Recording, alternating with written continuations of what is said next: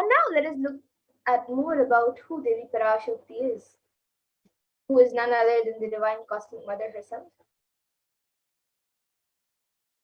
So Devi Parashakti is the ultimate pure feminine consciousness, the cosmic mother. She is the source Shakti, and it is in her cosmic womb, the Brahmanda Yoni, from which billions and billions of universes come out and go in, they manifest. And it is the source where the Big Bang and black holes go on and on. And Parashakti is the main deity of the sacred feminine and the divine consort of Bhagavan Paramashiva, who is the primordial divinity of Hinduism. And the supreme point of Hinduism beautifully says that the first and foremost relationship is mother. The ability to learn and even the idea to relate starts with the mother. How to relate starts with the mother. So understand your idea to relate and your ability to relate starts with the mother. A mother is a too important way to connect with what you think as life. In the Vedic tradition, our rishis were aware that your ability to connect with the mother should be directed to the cosmos. It should inspire and it should awaken your higher consciousness and help you to reach your ultimate self. And connecting with life through the mother is the most sweetest, the most beautiful, and the most easiest form to ever connect through. And today, out of his extreme love and compassion, the supreme pontiff of Hinduism is manifesting Devi Parashakti herself and gracing us, answering all of our questions, attending to each and every one of our prayers, giving boons, healing us, revealing our past, present, and future, delivering profound spiritual truths, and ultimately giving us the experience of Paramashivoham itself. Now let us understand what exactly is the Baba Samadhi Darshan. What is the science behind the Baba Samadhi Darshan that we are all going to witness today? So the word Samadhi has two words in itself. So the word Sama means oneness and Adi means source. So Samadhi means one with the source and Baba means attitude or aspect. So Baba Samadhi means being one with the source through this aspect. And darshan is when you come to the cosmos. It means when you have a glimpse of. So in the Vedic tradition, it is used to describe the moment when you behold a deity, an avatar, a saint, or an enlightened being. As just seeing such a being can cleanse the karmas of lifetimes and create a deep lasting transformation in the receiver, in us and everyone. And darshan is the powerful superconscious vibration that is present around an avatar at all times. And he simply radiates darshan just as the sun continuously radiates light. And the auspicious moment when the receiver is able to catch it becomes the moment of darshan for you, raising you to the next level of superconsciousness. And that is like hitting a reset button on your being. And a few fundamental understandings that all of us need to have about the science of Baba Samadhi Darshan is that divine cosmic beings are real. They manifest from Kailasa, the enlightened time space zone, through deities and incarnations. And the divine cosmic beings manifest through Archavataras, deities in temples, and through Baba Samadhi Darshans in Nijavataras, incarnations. And the Baba Samadhi Darshan is the science where the Nijavatara manifests Paramashiva, the consciousness. And it is where the formless, the being of Paramashiva, expresses through the Divya Sharira or the light body and manifests as Nijavatara, the physical form or embodied form for us to experience Paramashiva. So here all of you can now see an example of how Devi Parashakti expresses through the being of Rajarajeshwari and manifests as the Nijavatara, the physical form through Devi Meenakshi. And the Archavatar, the deity, reflects the consciousness and the manifestation, the being of the superconscious energy. But unfortunately, human beings are not mature enough to receive the higher level experiences from the Archavatar directly. And so the avatar, the physical embodied form, comes down to bridge the gap and create an experience of superconscious energies in all of us. And The Bhava Samadhi Darshan awakens your Kundalini Shakti, which is the latent potential energy in every human being. And this influx of superconscious energy visibly slows down the aging process as well as improves immunity to disease. And during the Bhava Samadhi Darshan, the whole brain comes alive, turning into a superconductor of conscious energies that heal, empower, and transform our lives. And another natural phenomenon which takes place in all of us is the mirroring of neurons. So during the Bhava Samadhi Darshan, our neurons mirror that of the avatar. And the mirroring of neurons activate and process all the observed movements or information of the avatar just by seeing. That is, the entire body can silently and without moving perceive what is happening elsewhere through a process of direct observation, experiencing the superconscious energy radiated by the avatar. And the Akashic readings, which are the readings from the cosmic archives, is not a prediction. It is beyond space where creation and destruction happen simultaneously. The past, present, and future start in the dimension of time. But because the Akashic records are stored in the Akasha, the space dimension, there is no present, no there is no past, no present, and no future. That is why what you called as happened, happening, and yet to happen is already clearly recorded in the Akashic records. And now, let us have a small glimpse, small introduction of who exactly the Supreme Point of Hinduism is, the one who is giving us this pure and great science of Bhava Samadhi Darshan out of his extreme love and compassion for all. So the Supreme Pontiff of Hinduism, Jagat Guru Mahasannidhanam, His Divine Holiness Bhagavan Sri Nithyananda Paramashivam, is the reviver of Kailasa, a macrocosmic, ancient, enlightened Hindu civilization and nation. And the Supreme Pontiff of Hinduism is the 1008th incarnation of Paramashiva recognized by his predecessors. He is the incarnation of Paramashiva as per Hinduism, and he is recognized as incarnation by his predecessors who are enlightened masters and adepts. And the Supreme Pontiff of Hinduism has made the science of power manifestation, yoga, and temple based activities a lifestyle for humanity. And the Supreme Pontiff of Hinduism is ordained as the 233rd Guru Mahasannidhanam of the Kanchi Kailasha Sarvanya Peetham, which is Tandai Mandala Adinam, the incumbent emperor of Suryavamsha Sarangi Samrajyam, the present 293rd Jagat Guru Mahasannidhanam of Kailasonata Shyamala Peeta Sarvanya Peetham, and the present Ishwar of the Mahanirvani Akada, which is the largest apex monastic order. And the Supreme Pontiff of Hinduism is also the 1008th Acharya Mahamandleshwar of the Atal Akada, the ancient apex body of Hinduism, the present 23rd Guru Mahasannidhanam of Dharmamukti Swargapuram and is elected as the Supreme Pontiff of Hinduism by a congregation of over 1,000 Hindu leaders in 2015. And he is also revered as a teacher of Hinduism, the most prolific, most viewed, read, and watched. He has authored 300 books and 10,000 articles in 3 different languages, which are English, Tamil, and Sanskrit. And these have been translated into 50 languages with over 1,000 titles. And over 20 million copies of these books and articles have been sold, read, and downloaded by millions around the world. And the Supreme Pontiff of Hinduism has given 10,000 plus hours of discourses for humanity and reaching and enriching over 1 billion lives digitally, and is respected as a commentator of all the sacred scriptures such as Upanishads, Bhagavad Gita, Shiva Sutras, Brahma Sutras, Yoga Sutras, Ashtavakra Gitas, Jain Sutras, and much more.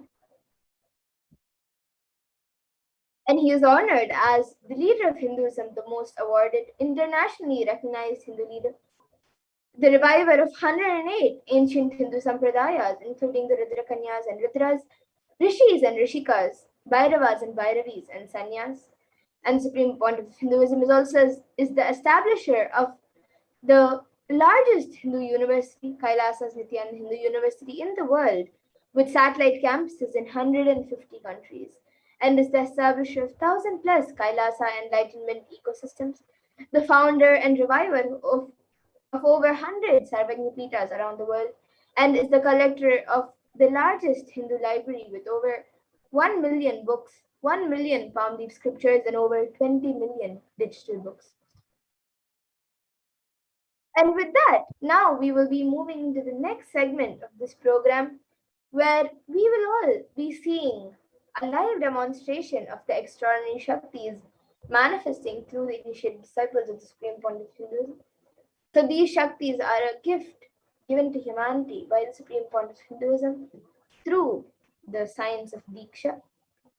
So we will be seeing the live demonstration of the manifestation of extraordinary Shaktis. So today, the Balasans, the Nityananda Yogis, and the initiated disciples of the Supreme Pontiff Hinduism will be demonstrating the powers of third eye and sharing with all of you the experiences and results of the extraordinary manifestation of the divine powers awakened in us through the Diksha, the initiation by the Supreme Pontiff Hinduism.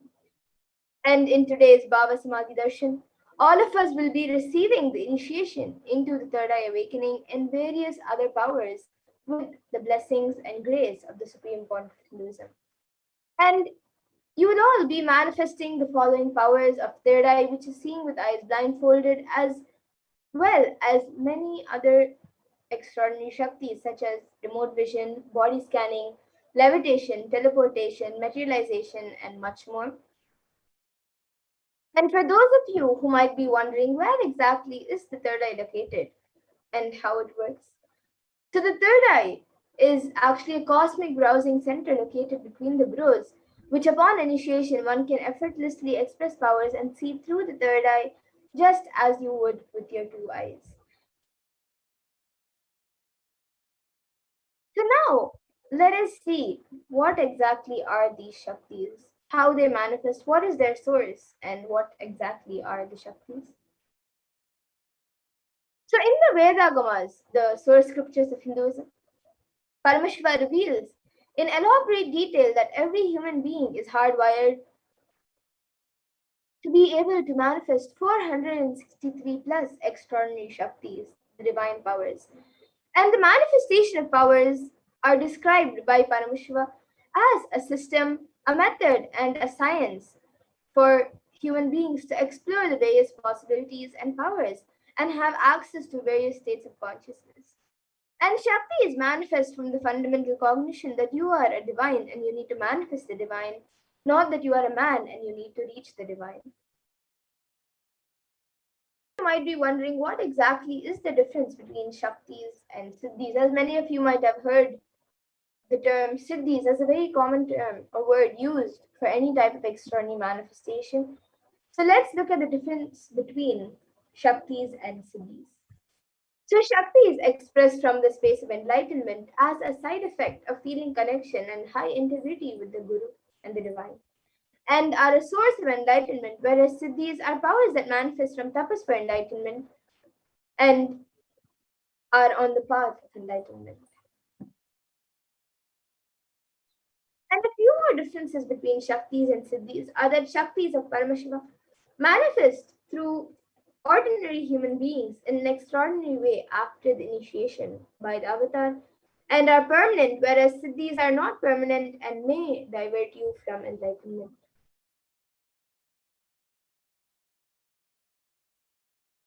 And the source of all these Shaktis, Paramashiva, is the primordial divinity in Hinduism, the ultimate reality and cause, which is self-effulgent, Swayam Prakasha, all-pervading, unchanging beyond time, space, form, and causality.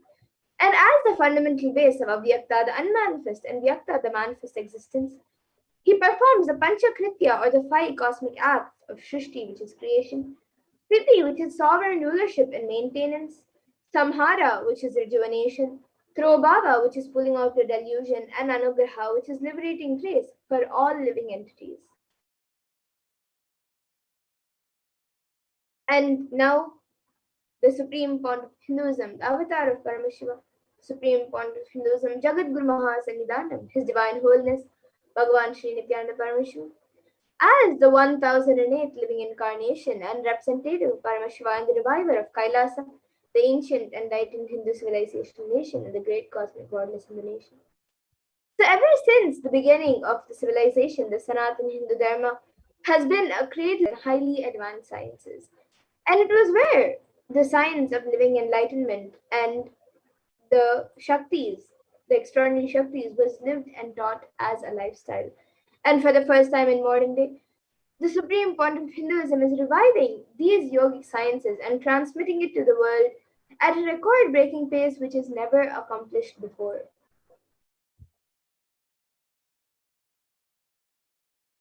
And all of this knowledge, all of these great sciences of the manifestation of these Shaktis are passed down from one generation to the next through the science of Diksha, initiation by the enlightened gurus. So this is called the Guru Parampara in Sanskrit, the lineage of gurus, which transmits the knowledge. Each guru transmits the knowledge to the next generation. So the supreme point of Hinduism, being recognized as an incarnation at a very young age, was trained and taught these sciences to revive the initiations and knowledge repositories for billions to manifest the science of our manifestation.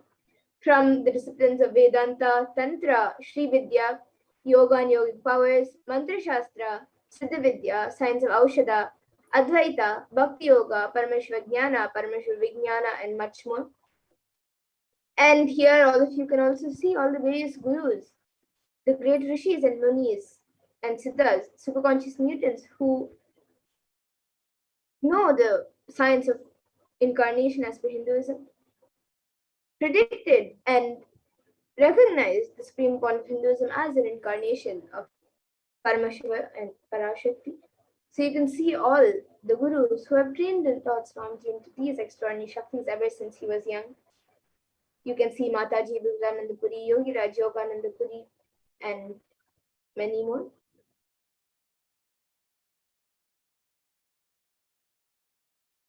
Now let us see how we can awaken these divine Shaktis in us. How can you manifest these Shaktis yourself and experience these extraordinary Shaktis?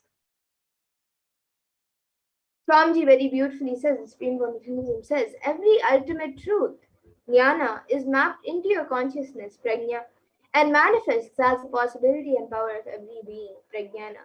So this is how the power is manifest to every being.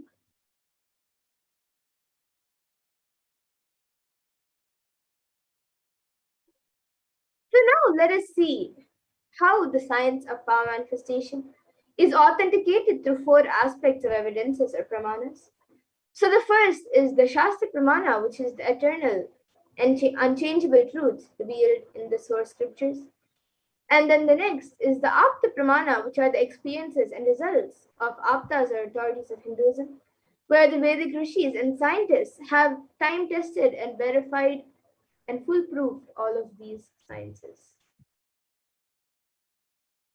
And the next is the Atma Pramana, which is the account from the Supreme Point of Hinduism, this millennium's avatar's personal experience of the power manifestation.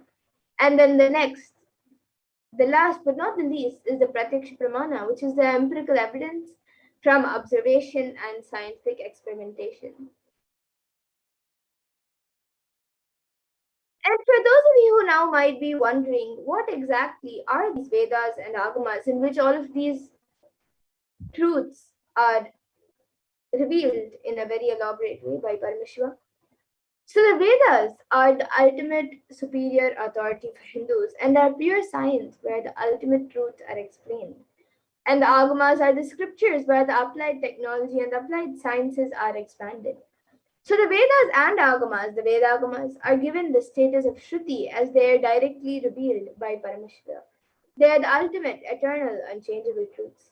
And a reference cited from these Shastras or source scriptures is called the Shastra Pramana. And with that, let us all now get ready to witness a very unique and very exciting demonstration of the powers of third eye. So we'll be first seeing the power of third eye, which is seeing with eyes blindfolded.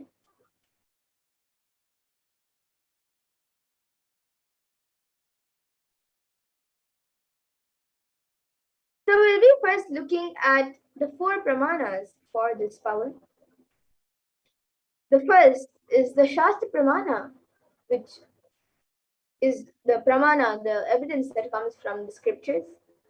So this comes from the Vijnana Bhairava Tantra. I will be chanting the verse now.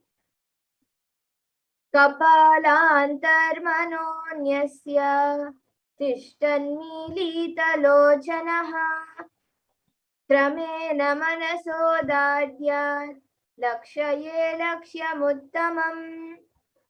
And the translation for this verse is, by fixing the mind on the inner space within the ground center and sitting stably without any movement, having the eyes closed in succession, by that stability of the mind in inner space through the power of the third eye, one directly sees the ultimate goal Lakshyam by having the vision beyond the sight that reveals any object or place, attaining the space of oneness with the source Paramashiva.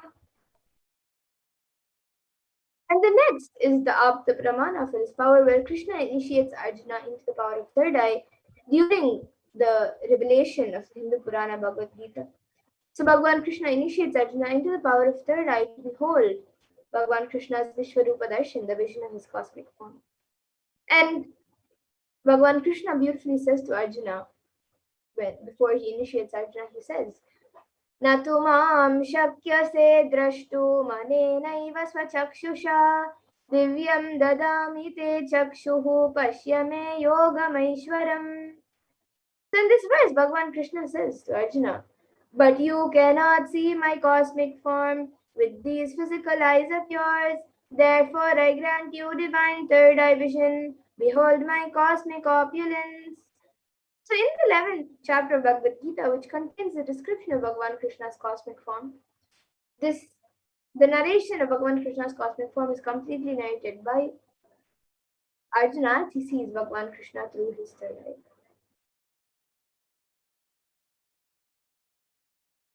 And the next is the Atma Pramana in Swamiji's own words. The Supreme Point of Hinduism very beautifully says, he shares his experience of how he manifested the power of third eye. He says, the first experience is that I was able to see everything around me, above me, the whole 360 degree, 10 directions, below me, everything. I realized not only I was able to see, I was able to feel and experience all of that as me. And then the next is the Pratyaksha Pramana. So all of you can see that here, using a PET, a PET scan, a positron emission tomography, study measures were done on the Supreme Point of Hinduism himself, and his brain waves were measured. And it was measured that when doing daily activities, there is high activity in the brain where the third eye is located. And when in deep samadhi state, only the third eye region is active and almost 90% of the rest of the brain is at peace.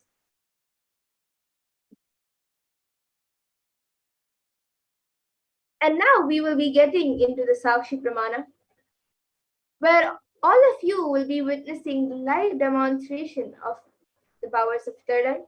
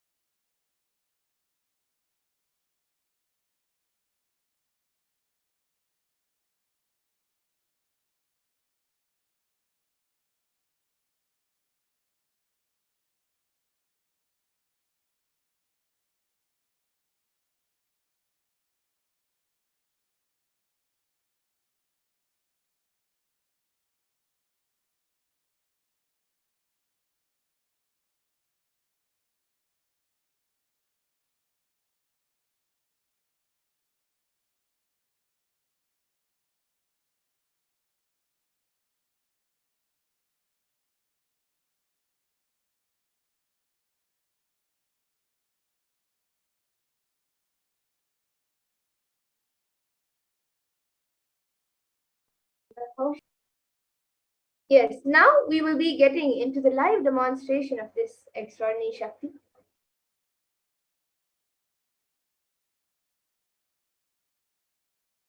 So here with me, I have this eye band, which is certified by ophthalmologists. And in the front, it is a thick opaque plastic sheet. And in the back, there is thick black sponge which will not allow any type of light to enter.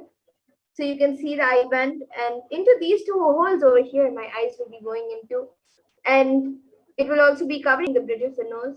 And this eye band is actually usually given for people who are suffering from insomnia. So it covers all the light around the eyes so they can have a peaceful sleep. So now this eye band will be put on my eyes by a volunteer. And then any of you watching us live on YouTube on Kailasa's HDH Nithyananda YouTube channel, you can put your comments in the live YouTube comment section. It can be anything that you would like me to read, and I will be reading out your comments. So now a volunteer will be putting on the side band for me.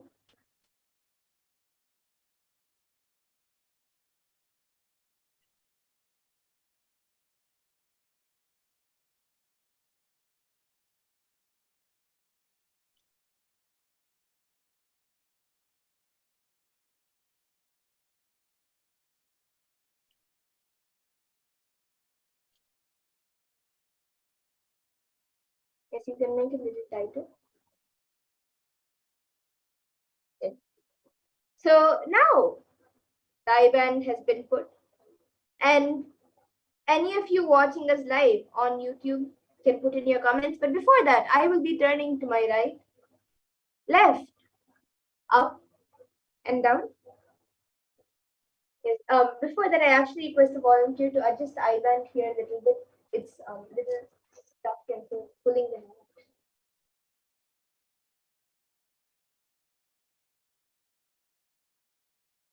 Yes. So now the YouTube, I will again be turning to my right, left, up, and down.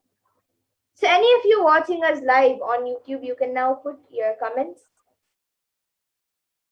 It can be anything that you would like me to read.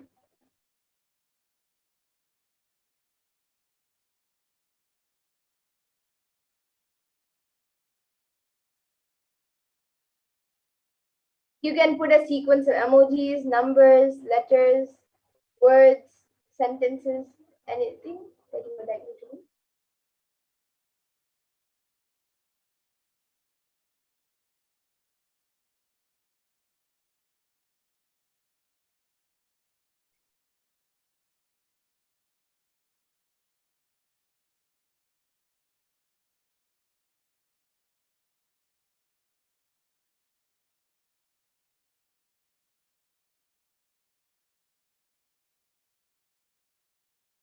You can put your comments in the Kailas as SPH Nithyananda YouTube channel.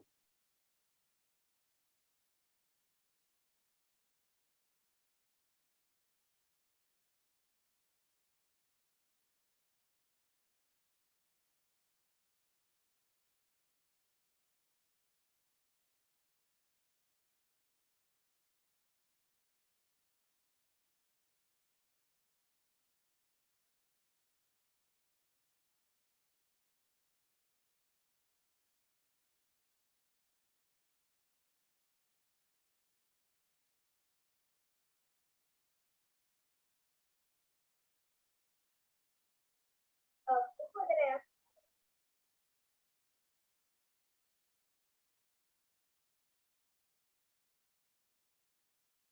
anyone watching us live right now, you can put your comments. Yes, we have a comment from Ma Dan Hula um who has put Glennis is beautiful.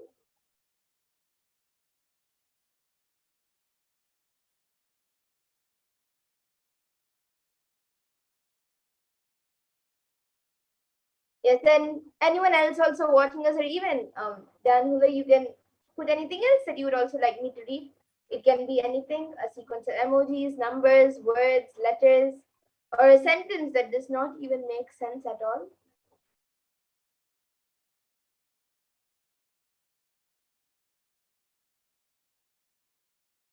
Yes, now Dan Hula has put Swamiji rocks and then two exclamatory marks.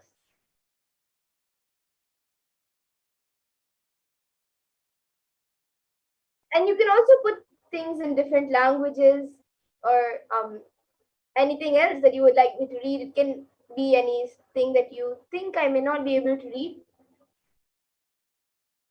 a scientific term, or anything, a random sentences that does not even make sense.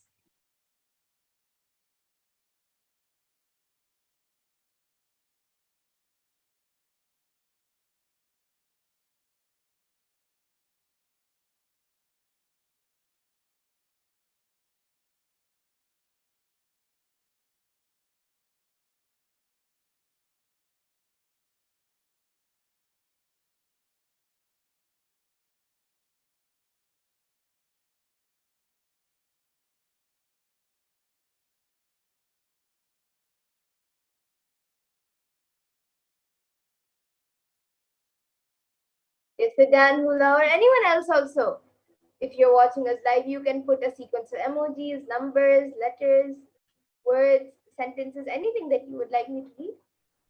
And after this, we will also be having the power of body scanning. So if you would like a body scan, you can even put a request for a body scan and we will be doing a body scan for you.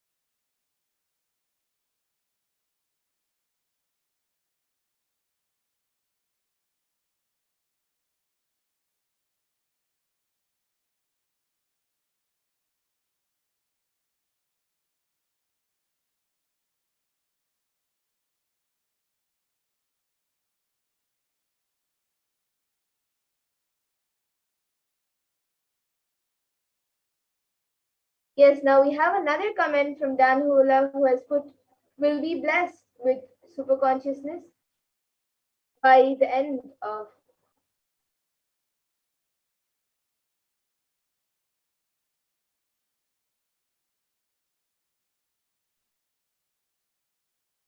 by the end of 2020 a question mark.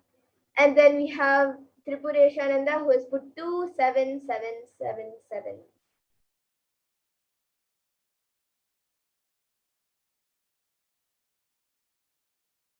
So all of you can also see the comments are being projected for all of you.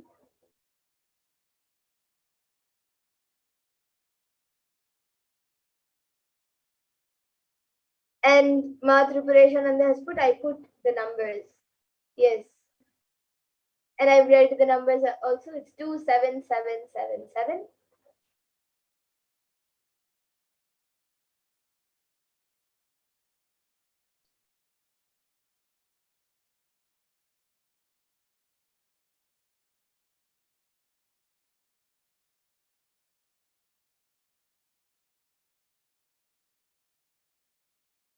And Dan Hula, you've asked, will we be blessed with super consciousness by the end of 2021?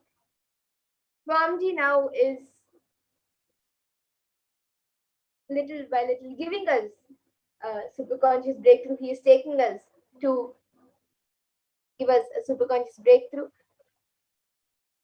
And if you just attend every darshan initiation, you will have thousands of breakthroughs and experiences. And yes, so you can log in every day for the darshans and initiations, and for sure you will have a subconscious breakthrough with the grace and blessings of Swamiji. And yes, now Matripureshananda has put another comment saying read correct. Yes, ma'am.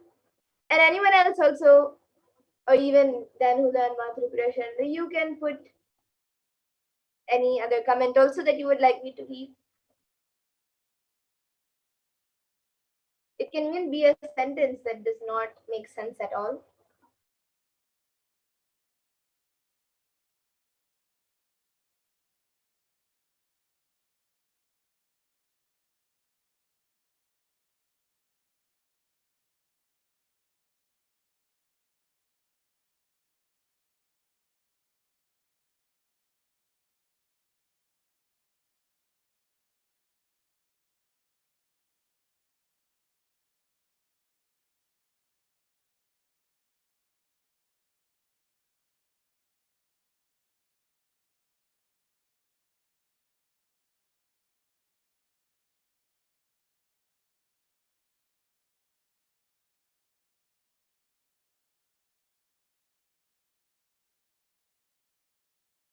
Would anyone else also watching us right now? Anyone else viewing us right now?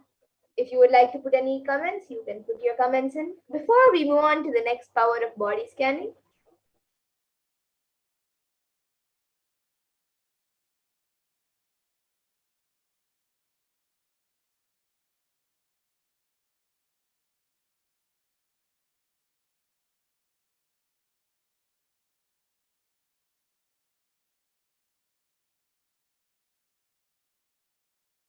yes, okay, now we will be moving into the next power, the power of body scanning. So I request the volunteer to now remove the eye band, and all of you can see as the eye band is being removed.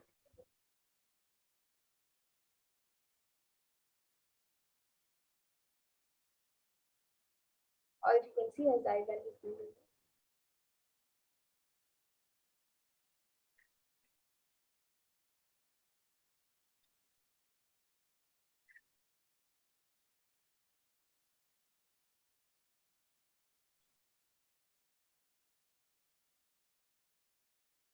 Yes. So now all of you can see the eye band. It is just as it was before. There is nothing added or removed from the eye band. And now we will be getting into the next power, the power of body scanning. So anyone who would like a body scan can put your comments in the YouTube comment section, and we will be doing a body scan for you.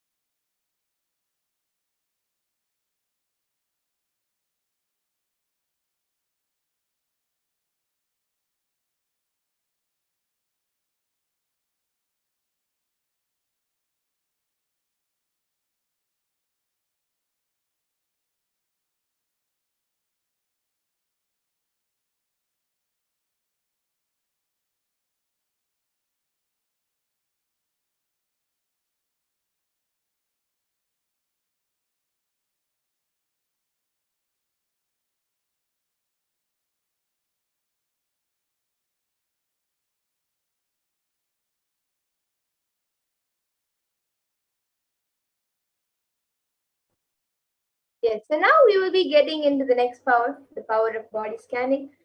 So anyone who would like a body scan can put your comments in the YouTube comment section. And for those of you who are new and do not know exactly what the power of body scanning is, the power of body scanning is where one awakens to the ability to scan any illnesses, diseases, or medically diagnosed issues, or any other problem related to the body in the body. And so we'll be able to see what problem is there. And the best part is we will be able to scan the root of the problem as well as give a solution for the problem through the awakened third eye. So now we'll be going through the 4 pramanas for this power of body scanning. So the Shastra Pramana, the scriptural reference for the power of body scanning, comes from the Vijnana Bhairava Tantra. Swadehe jagato vapi सूक्ष्म सूक्ष्मतराणि च तत्त्वानि यानि निलयं ध्यात्वान्ते vyajyate para. And in this verse, Bhagavan Paramashiva says, cognize deeply that from the subtle to the subtlest constitutive principles of your whole body, Swadeha, or the whole universe simultaneously consist of the essential reality. They are being absorbed in their source cause, Paramashiva. By the experience of such restful awareness, one becomes complete from all thoughts, and the ultimate universal divine power, Paradevi Adi Shakti, is revealed. and the supreme power manifestation happens. And the next is the Apta Pramana for this power of body scanning, which comes from the life of a Siddha. So this Siddha was, uh, his name was Terayar, and he was one of the prominent disciples of Agastya. So one day a man suffering from a severe headache comes to Agastya for healing, and Agastya then uses the power to identify the root cause of the headache. And he reveals that there is a small terai, a type of frog, sitting in the person's brain, and due to that, there is a headache. And Agastya then immediately instructs his disciple Teraya to perform overhead surgery and remove the frog. And after the surgery is completed successfully, the person is healed and cured of the headache. Thus, Teraya gains his name. And the next is the Atma Pramana, which is an account from the life of the Supreme Point of Hinduism. So, on the 22nd of December 2019, the Supreme Point of Hinduism revealed how he uses the power of body scanning. Paraphrasing his words, only when I had the multiple compound hand fracture, I was forced to go for surgery and therefore for medical checkups related to that. At that time, they detected heavy metal quantity in my different organs. It was revealed that I had been poisoned without our knowledge. I immediately used diagnostic methods instead of medical facilities to study the body condition due to the poisoning. Through body scanning, I found out what the problems, imbalances had happened, and where balances had to be done. I used allopathy as a second opinion to verify my findings. And the next is the Sakshi Pramana. So here all of you can see a few out of thousands of sharings where the disciples and devotees who have been initiated into these extraordinary Shaktis have successfully manifested the power of body scanning. And just like these few disciples, we have thousands around the world, and even all of you watching us right now. After the initiation, the Diksha by the Supreme Court of Hinduism during the darshans and initiations, you also will be able to experience and manifest these Shaktis. So now let us get into the live demonstration of these Shaktis. So anyone who would like a body scan can put your comments in the YouTube comment section and we will be doing a body scan for you.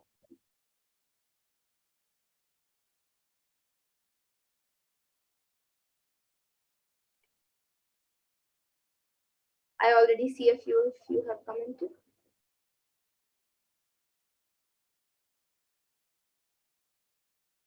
So, yes, so we have Dan Hula who has requested for a body scan. Yes, Dan Hula, now I will be doing a body scan for you.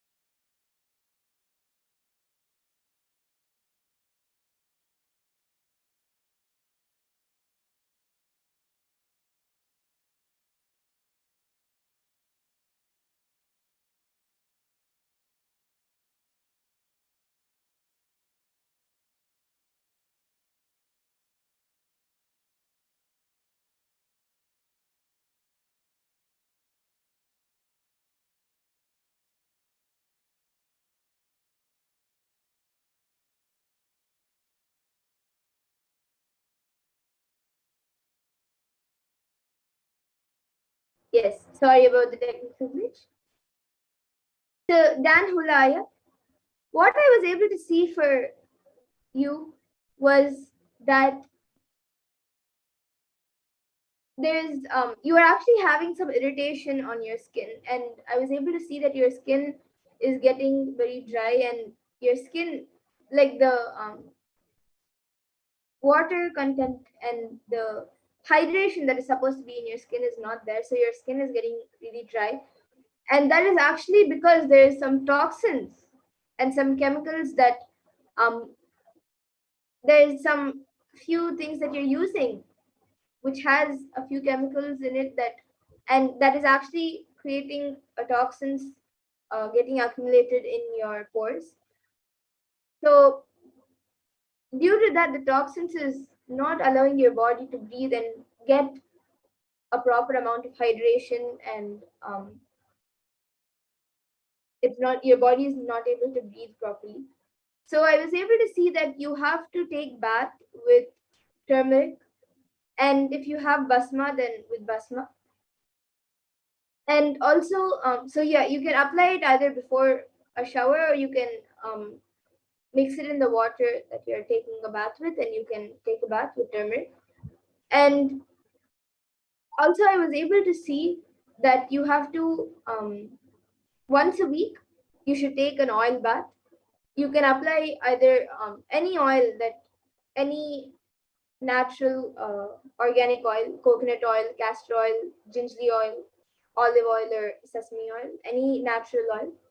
You can apply that on your body completely and take a complete oil bath once a week, at least for the next 4 weeks. And you will see that your skin will be completely healed. And yes, so Dan Hulaya, you can get back in the comment section for the scan for what was revealed. And yes, I will also be doing a scan for Mark Dennis. And yes, after that, after Dan Hulaya, we have Sumi Mulyaya, who has gotten, who has asking for a scan for your father, and due to itchiness, and you have gotten his consent. Yes, now I'll be doing a scan for Sumi Mulyaya's father. So Sumi Mulyaya, I will be doing a scan for your father now.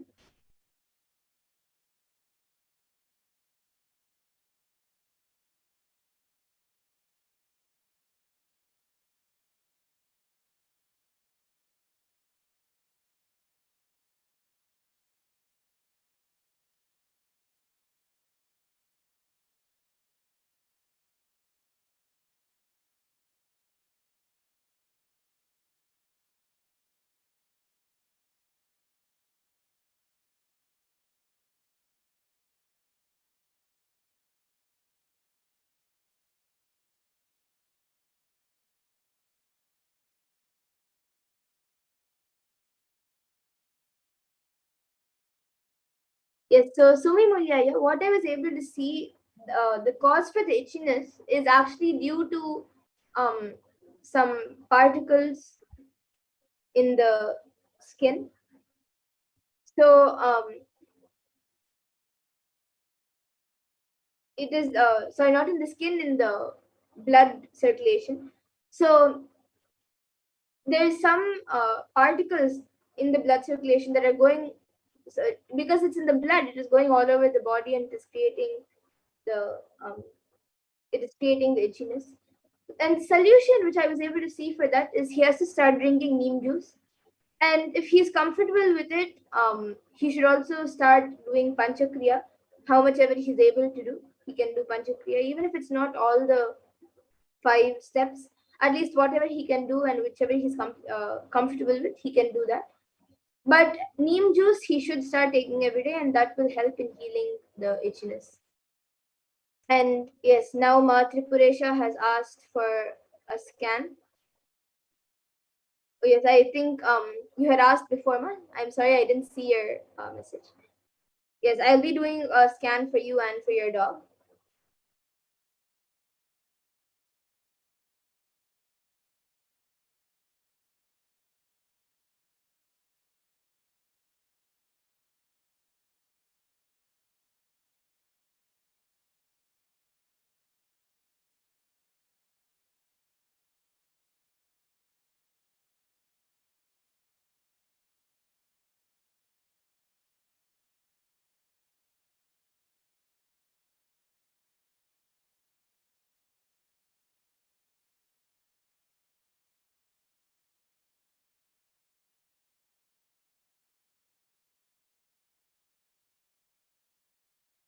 Yes, so Ma Tripureshananda, for you, I was able to see that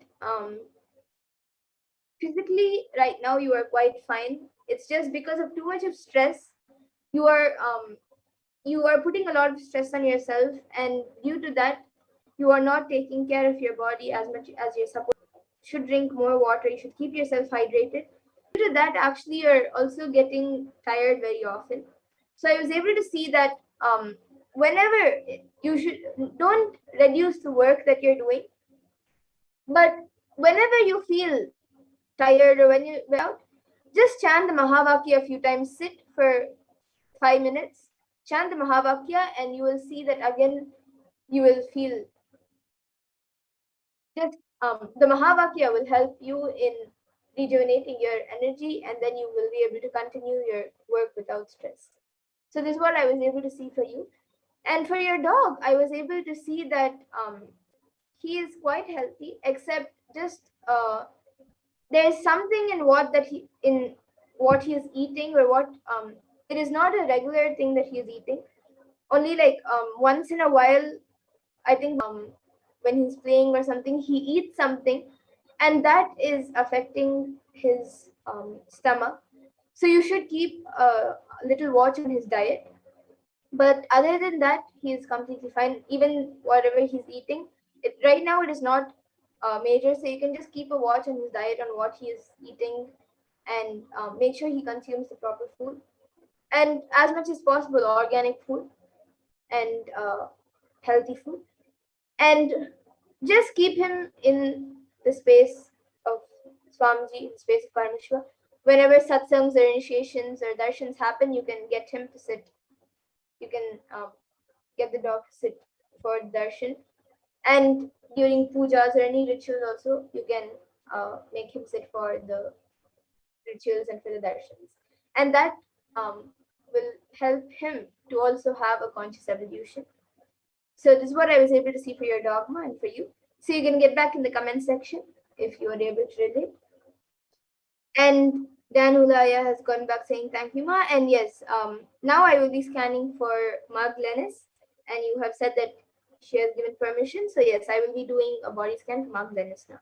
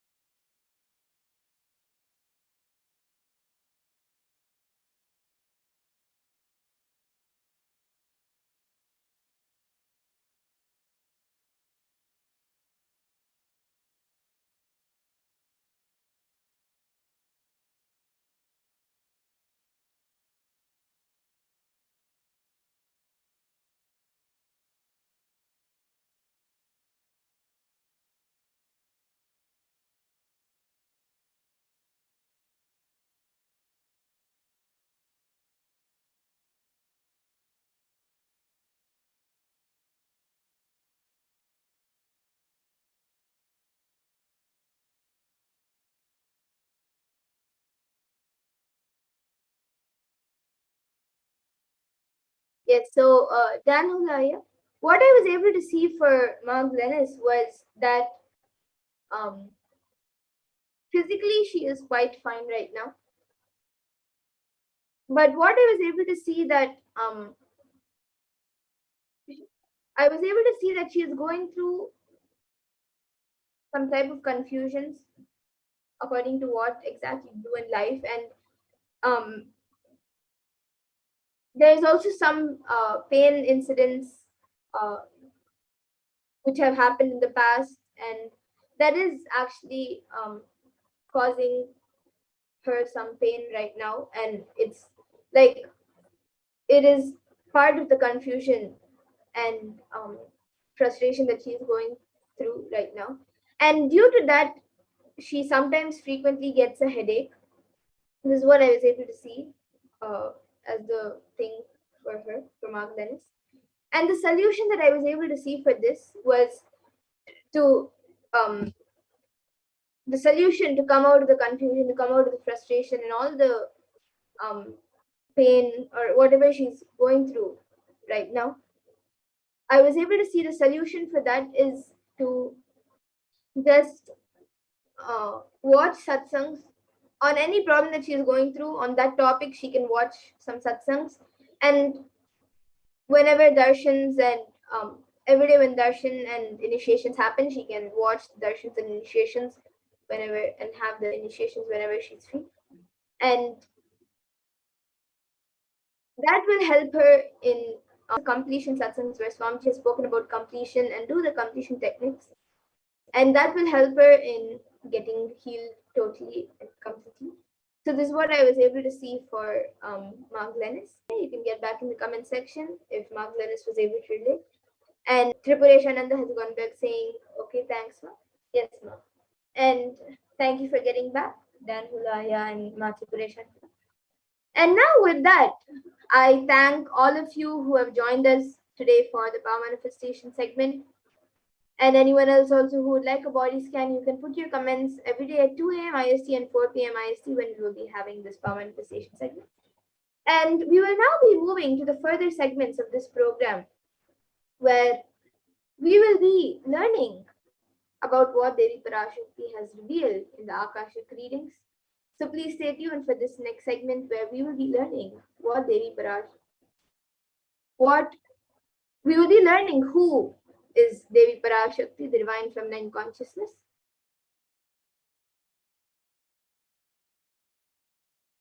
So we'll be first chanting and seeing the Dhyana Shloka of Devi Parashakti, which comes from the Lalita Sahasranama Dhyana Shloka. I will be chanting it now. सिन्दूरारुणविग्रहां त्रिनयनां माणिक्यमौलिस्फुरत् तारानायकशेखरां स्मितमुखीं मापीनवक्षोरुहां पाणिभ्यामलिपूर्णरत्नचषकं रक्तोत्पलं बिभ्रतीं सौम्यां रत्नघटस्थरक्तचरणां ध्यायेत् परामम्बिकाम्. And the translation for this verse says, the Divine Mother is to be meditated upon as shining in a vermilion red body, with triple eyes sporting a crown of rubies studded with the crescent moon, a face all smiles, a splendid bust, one hand holding a jewel cup brimming with mead and the other twirling a red lotus. And another Dhyana Shloka of Devi Parashakti, which comes from the Lalita Sahasranama Dhyana Shloka, says, अरुणां करुणां तरङ्गताक्षीं धृतपाशाङ्कुशपुष्पबाणचापाम् अनिमादिभिरावृतामयुकैः विभावये भवानीम्. And the translation for this is, I meditate on the great Empress. She is red in color and her eyes are full of compassion. She holds the nose, the gourd, the bow, and the flowery arrow in her hands. She is surrounded on all sides by powers such as Anima for rays, and she is the self within me. And Devi Parashakti is the ultimate pure feminine consciousness, the cosmic mother. And it is her cosmic womb from which billions and billions of universes come out and go in, and the source where the Big Bang and black holes go on and on. Parashakti is the sources come out and go in, and the source where the Big Bang and black holes go on and on. Parashakti is the source Shakti, the source energy, the source power from which all of us came, in which all of us are in even now, and in which all of us are going to merge. And out of her extreme love and compassion, Devi Parashakti herself is manifesting through the embodied form as the Nijavatara of the Supreme Point of Hinduism, Jagat Guru Mahasannidhanam, His Divine Holiness Bhagavan Sri Nithyananda Paramashivam, gracing us, answering all of our questions, attending to our prayers, giving boons, healing us, revealing our past, present, and future, delivering profound spiritual truths, and ultimately giving us the experience of Paramashivoham itself.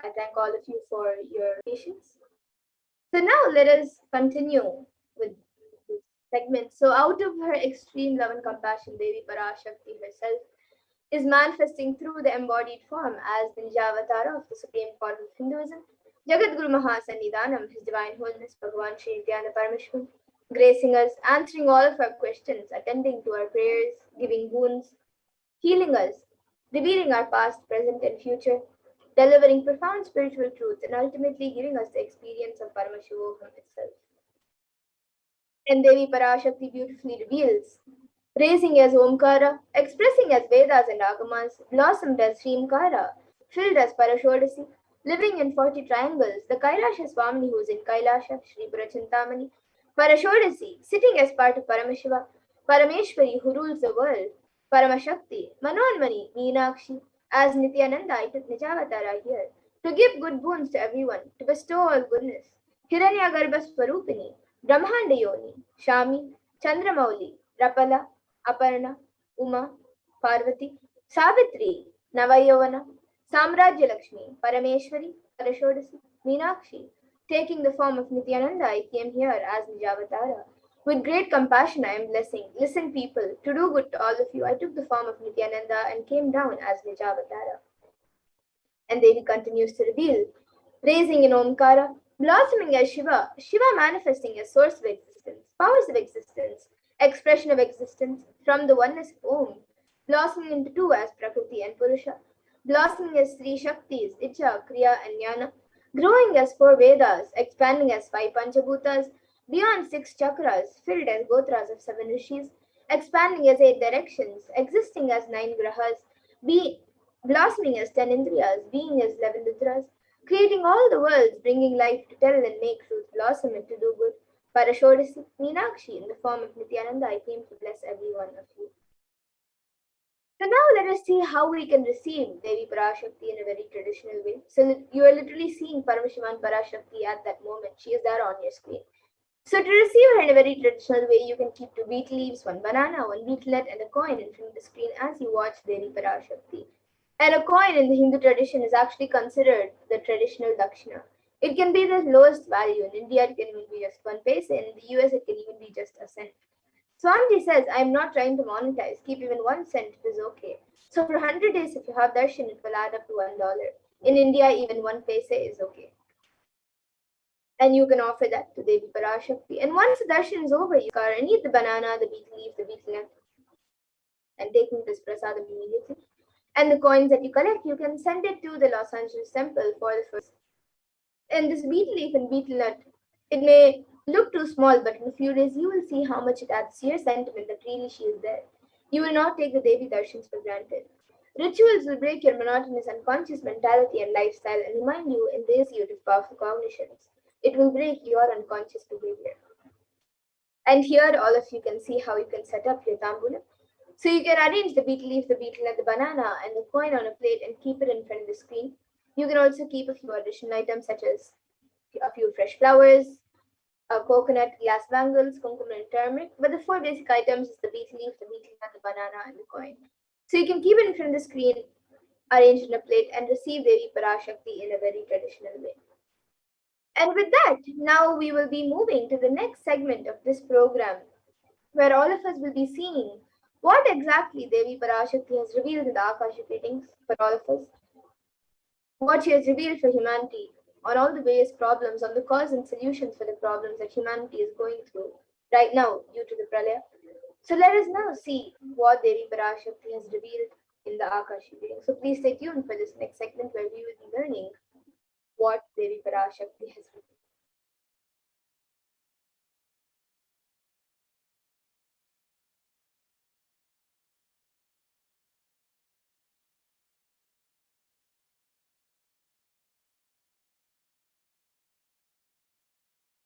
I request the NTV volunteer to project the next set of slides.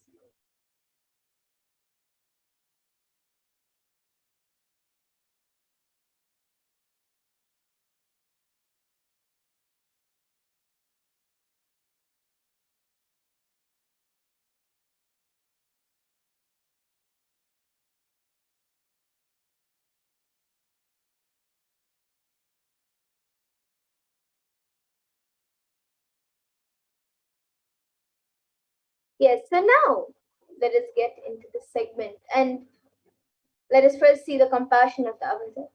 So, in the Guru Paduka Sutram composed by Adi Shankaracharya, the first verse describes how the Guru Paduka, the sacred feet of the Guru, is the boat that helps us cross the Ananta Samsara Samudra, the seemingly endless ocean of the samsara or suffering. And in the first verse of the Guru Paduka Stotram, it's Tara Samudra Tara Naukayitabhyam Guru Bhaktitabhyam Vairagya Samrajya Pujanabhyam Namo Namaha Shri Guru Padukabhyam. And the translation for this verse says, Salutations to the sandals of my Guru, which is the boat which helps me cross the endless ocean of life, which endows me with the sense of devotion to my Guru, and by worship of which I attain the dominion of renunciation. And many of us feel stuck in the same storming and raging ocean, being unable to navigate ourselves and lost in the overwhelming vastness of suffering that surrounds us during the Pralaya, the Great Deluge. Our loved ones dying due to the pandemic, our homes being destroyed due to natural disasters, social institutions crumbling, and the whole of humanity is in desperate and dire need of hope. And it is at this time that the Cosmic Mother comes to elevate the sufferings of humanity. And it is when the Supreme Point of Hinduism, the incarnation of the cosmic consciousness, out of his love and compassion, having taken the spiritual responsibility for the superconscious breakthrough of the whole humanity, is manifesting Devi Parashakti, the Cosmic Mother, and guiding us and healing the whole world as literally the boat that sails us through the Pralaya, the cosmic deluge. And Devi Parashakti herself is manifesting through each and every one of our prayers, granting boons, healing us, manifesting miracles, removing all our pain and suffering. And Devi is not just attending to us individually, but also to humanity at large. And Devi Parashakti has guided the whole humanity in the form of revelations of profound sacred secrets of Sanatana Hindu Dharma, and showing us the future regarding global issues, the COVID pandemic, natural disasters such as fires, floods, and much more, and even the twisted human conspiracies and underground wars which have not surfaced to common knowledge as yet. So, in this segment, we will be elaborating on the statistical, scientific, and scriptural references of each sacred revelation which has manifested precisely as the same guidance emerged from Devi Parashakti for us to imbibe deeply and start following what Devi Parashakti continues to, as Devi Parashakti continues to protect us until the storm ends and we safely harbor at the shores of our consciousness. So now let us see the manifestation of Devi Parashakti and what she has revealed in the Akashic readings about the 8 methods to protect ourselves from coronavirus, revealed on the 30th of April 2021.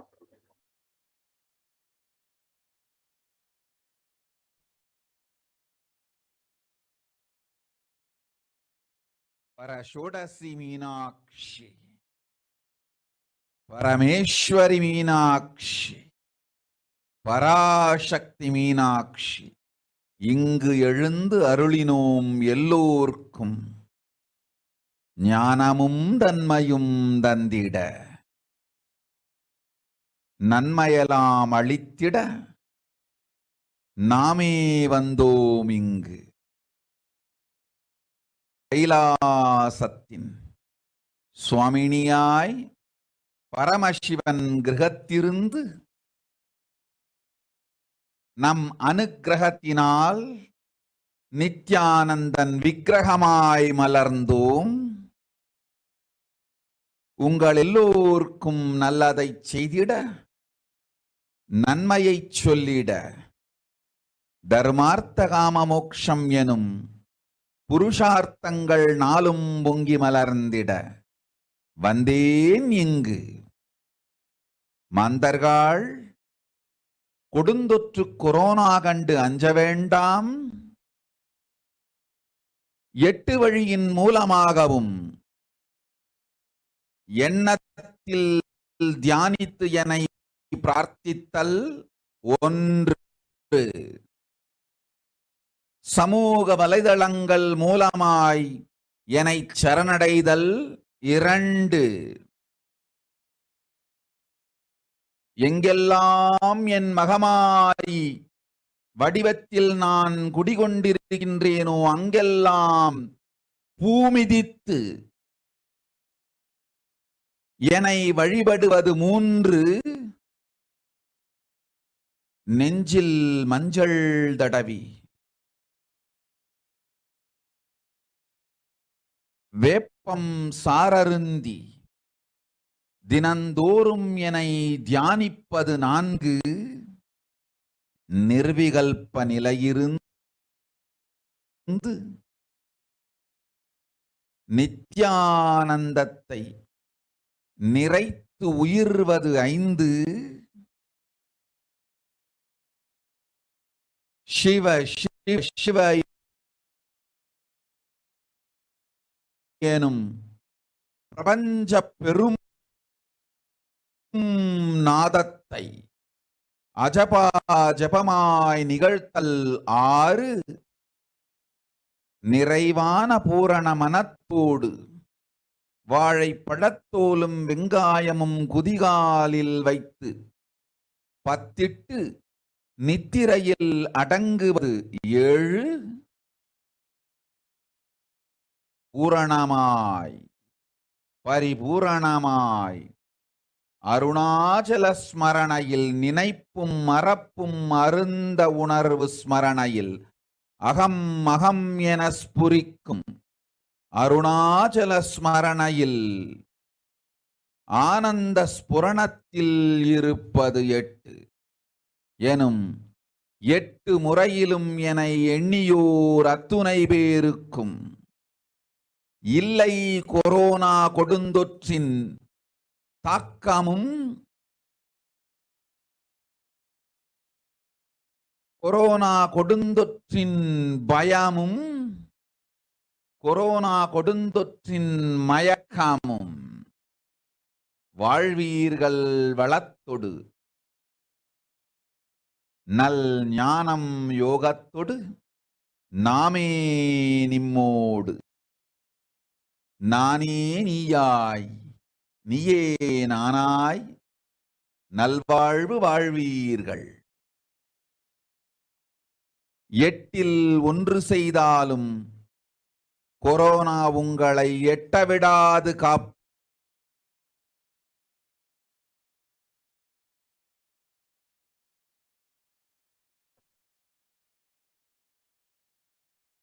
Yes, so now let us look at the translation. Parashakti.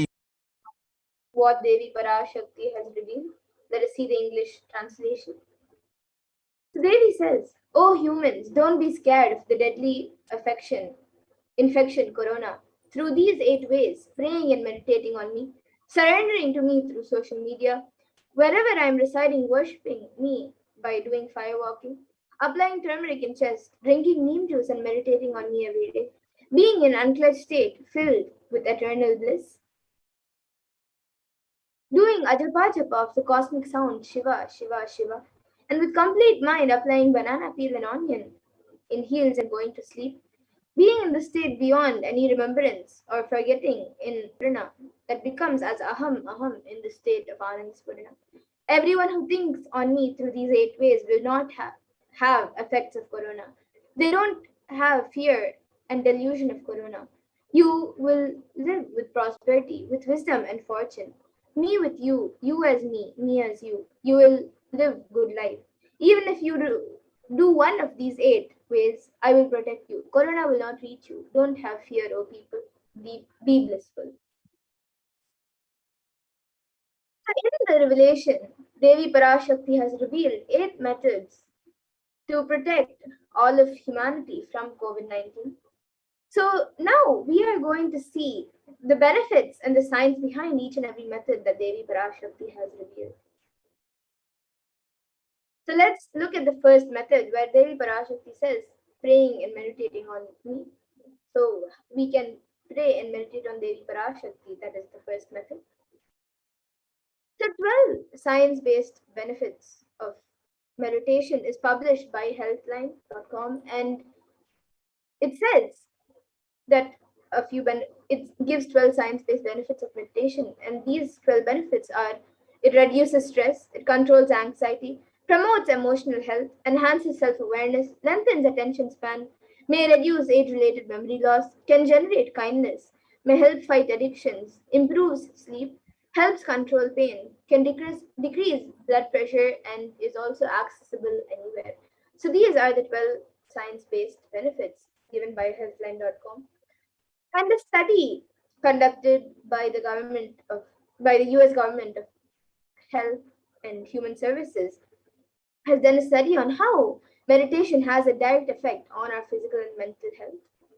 So you can see the study done over here. And another study by Cambridge University Press reiterates the necessity of meditation during times of crisis such as COVID-19. So you can see the study by Cambridge University Press on the slide.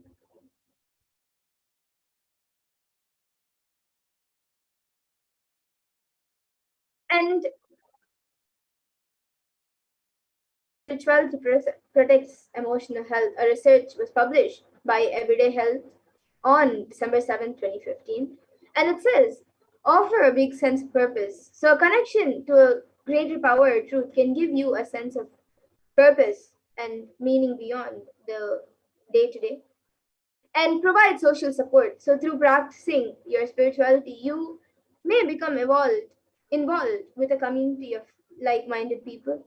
And meditation will also lift your spirit. So activities related to your spiritual practice or community involvement, such as singing and music, may also have positive effects on emotional health and will also help you cope up with the difficulties. So spirituality or religion can provide a framework of for dealing with unexpected or negative events.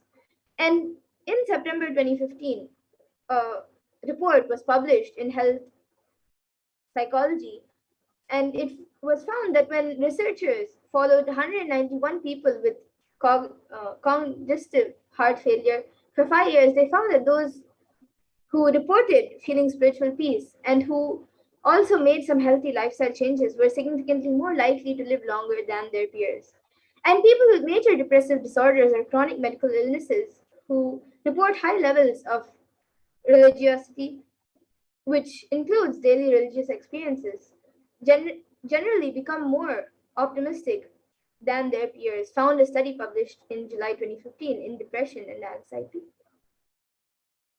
Let us watch a video where the avatar himself directly demonstrates how meditation directly impacts our brain.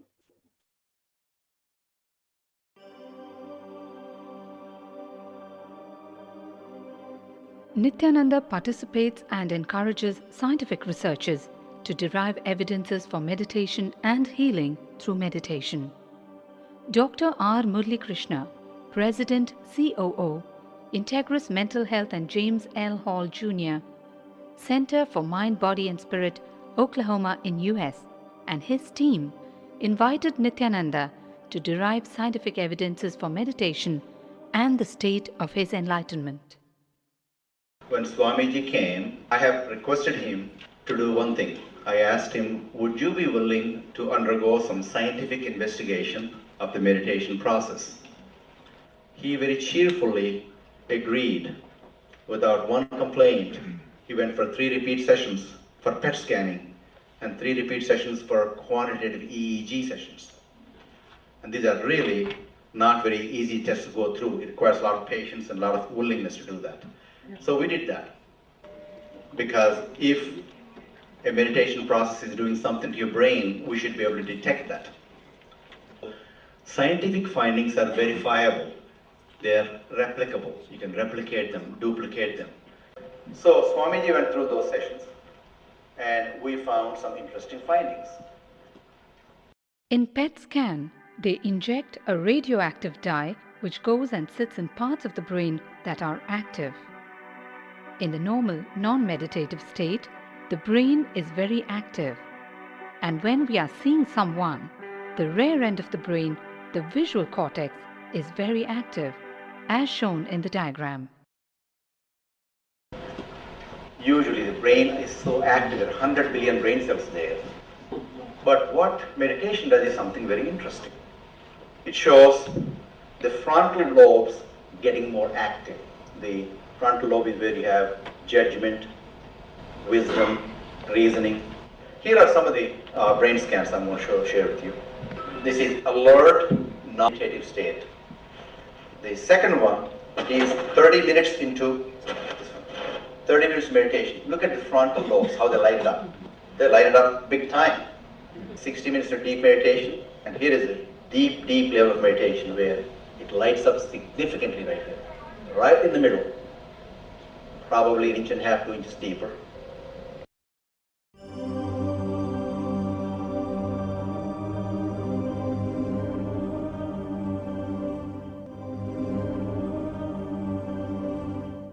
What's interesting was, Swami was inside, and that's the last part of that one. See that light right here?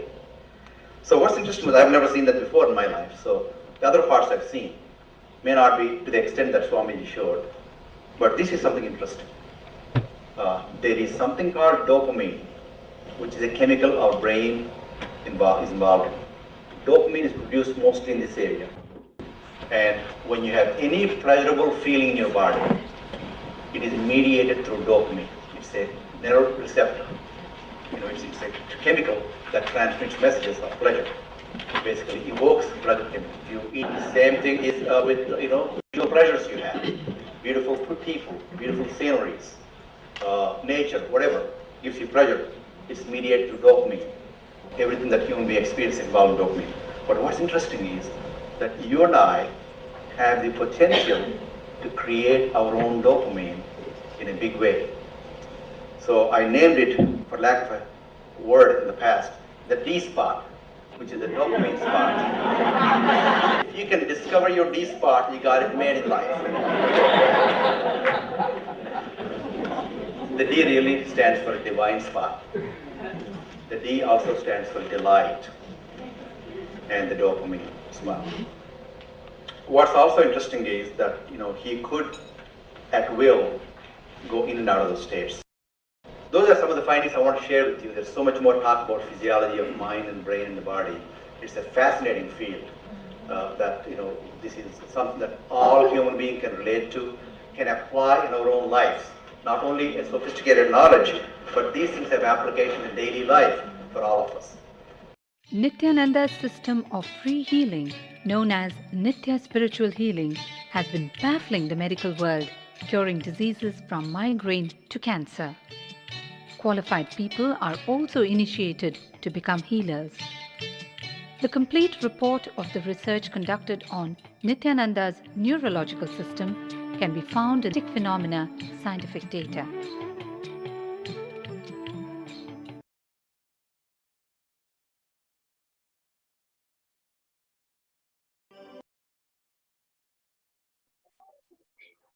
Yes, now let us watch another video where Swamiji reveals, the Supreme Point of Hinduism reveals that nothing can be compared to prayer to bust your stress.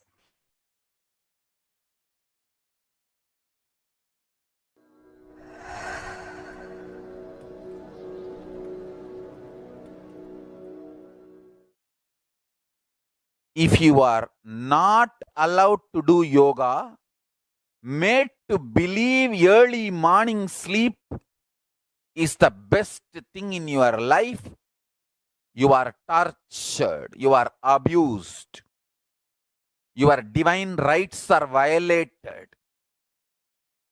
If you are constantly inspired to do yoga early morning, Brahma Muhurta time, and everyday puja, sit that 30-40 minutes and melt down by feeling connection. Understand?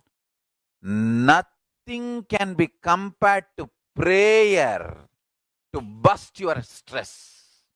I tell you, prayer is the best stress buster. Deep feeling connection and tears rolling in your eyes and melting down. Prayer to Paramashiva.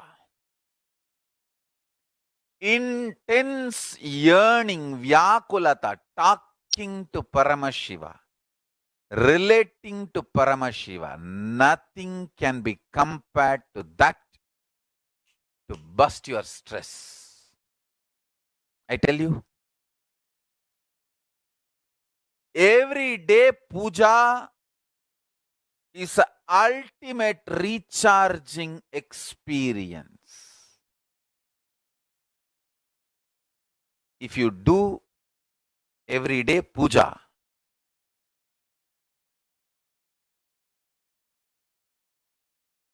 the kind of the stress-free life you will live, your whole biological clock will be aligned to Kailasa. I tell you, I have seen the people who have the habit of Nitya Puja live long. Not just long, happy. In my whole life, it is Nitya Puja, Puja, that gave me all the best things of life. Every day puja, relating with the deities is the best stress buster. Touch the deities, do decoration, dress up. Even now, my best day is when I sit with my deities. When I sit with my deities, dress up the deities, jewel them, spend time with them, talk to them, intensely pray, deeply connect and pray. Understand? You do not know the power of Archavatara. God landing in physical deity form. Never underestimate the power of Archavatara. The Archavatara is equivalent to living avatara.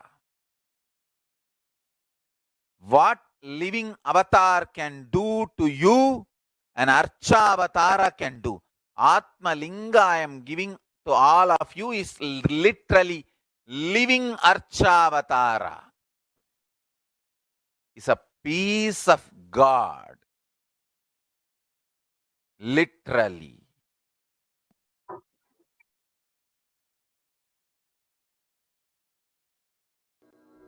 Yes. So that was what's important news and revealed about the importance of prayer. So now let us look at the second method where you can surrender to Devi Parashakti through social media. So during it gives us the opportunity to connect with her through various social media platforms and attends individually to our prayers and showers us with blessings and words. So let us see how we can connect to Devi Parashakti through social media.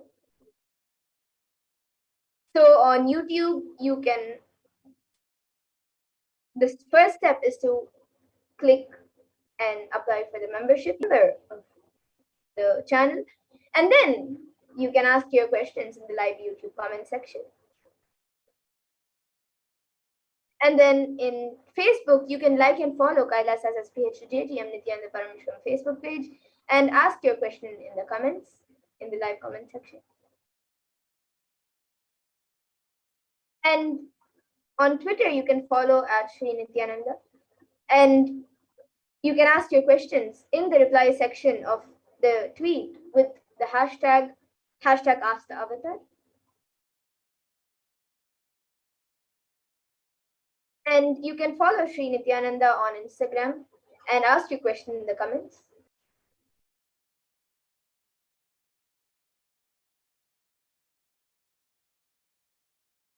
And on kailasara.org on the main website, you can ask your questions in the WhatsApp chat. So now let us watch a video where Devi Parashakti blesses people.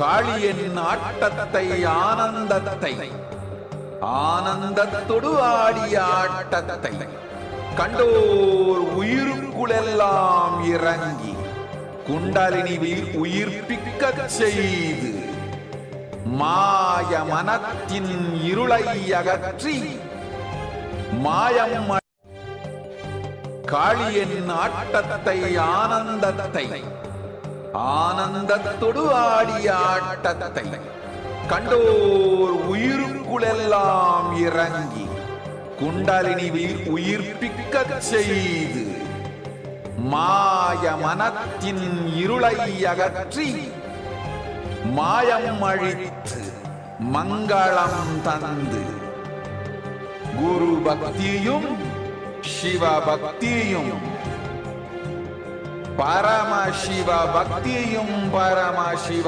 சக்தியும் அளிக்கின்றேன். மனமாயை விடுத்து பற்றுங்கள். நித்யானந்தமாய் நிஜாவதாரமாய் வந்துதித்த என்னை பற்றி வாழ்வில் எல்லா நலமும் பெற்றிடுங்கள். ஓம் ஓம் ஓம். யாதுமாகி நின்றாய் காளி, ஓம் காளி ஓம் சக்தி, ஓம் காளி ஓம் சக்தி, ஓம் சக்தி.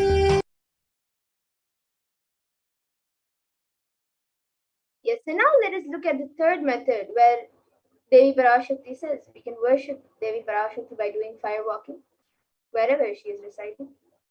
So the supreme point of Hinduism beautifully reveals that our rishis and munis have been adept and masters in every field, whether health or keeping the society safe in every field. So all the ratams, pujas, spiritual techniques, religious rituals, anything they design is highly scientific and directly useful in the life. So coronavirus will not affect you at all because that fire walking time, that small blisters that you get just shoot up your whole immunity. That power to protect yourself from any virus or any problem. It's actually a powerful technique. It's very powerful technique followed in those days, especially during this season. Especially that is done very traditionally and systematically. If you had even small blisters, and even if you do not have any blisters, you are protected already from corona problem. You will not be affected at all. Corona will not work on you. It will not affect you. And don't worry, it is a traditional way of making you immune. Actually, it is a traditional vaccination process. It's 11 feet length, the burning live charcoal on which you are supposed to walk, with the traditional powerful music which activates your limb system. That mukulam, we call it the back of the neck. This music will feel like it is hitting the back of your neck and the whole detox system is being awakened. In that peak altered state of consciousness, you will walk on fire. Not just like that you will walk. You will first awaken, trigger the detox system, and then walk on the fire, 11 feet fire pit. And if you do for one fire walking, you are absolutely protected from corona. Pray to Mahamariamman and do fire walking.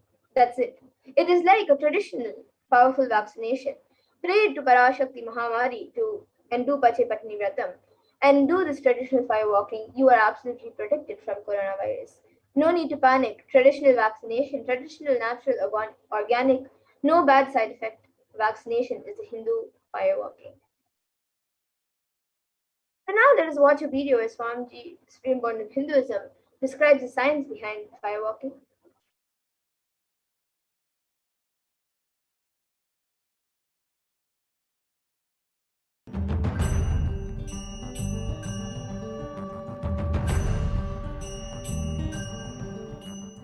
All these transmutation processes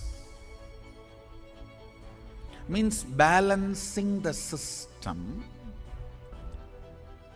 and awakening the whole consciousness to your whole body is what I call transmutation processes. Some parts of your body becomes insensitive to the existence because of the job it is doing, like a feet. Because of the continuous walking, it becomes insensitive. Your cheeks, how they are sensitive, they don't become They lose sensitivity to the reality. But for a complete Kundalini awakening, your whole body needs to be alive and experiencing the reality and ability to exert consciousness. That is the reason we have the process of fireworking.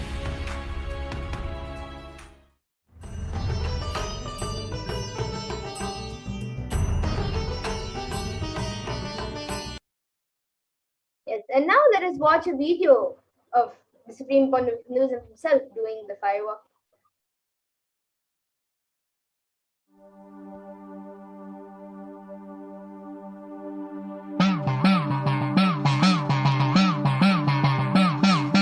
சத்தியம் காத்திடும் உத்தமத்தியே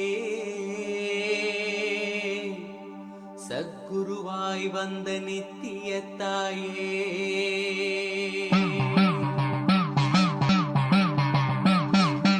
வேதங்கள் வணங்கிடும் ஆதியும் நீயே ஜோதிமலையிலே அவதரித்தாயே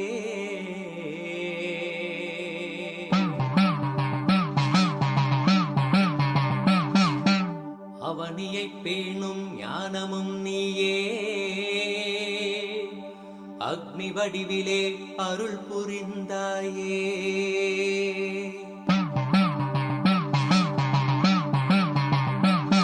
நீனிலே பிறந்தவளே நித்ய ஆனந்தத்தியே நித்யானந்தேஸ்வரி தீனிலே பிறந்தவளே நித்ய ஆனந்தத்தியே நித்யானந்தேஸ்வரி கர்மங்களை கொன்றிட வந்தாய் நித்யானந்த தர்ம மண்ணில் வென்றிட வந்தாய் கர்மங்களை கொன்றிட வந்தாய் நித்யானந்த தர்ம மண்ணில் வென்றிட வந்தாய் தீயினிலே பிறந்தவளே நித்ய ஆனந்த தீயே நித்யானந்தேஸ்வரி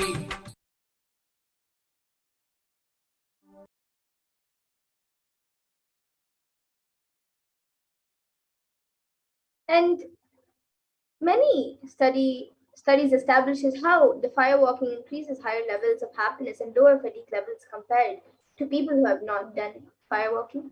So you can see a study conducted by the US National Study of Medicine's National Institutes of Health regarding the various effects and benefits of firewalking. And now let us see the fourth method, which is applying turmeric on your chest and drinking neem juice and meditating on Devi Parashakti every day. So let us see a video where Supreme Point of Hinduism reveals the benefits of neem juice.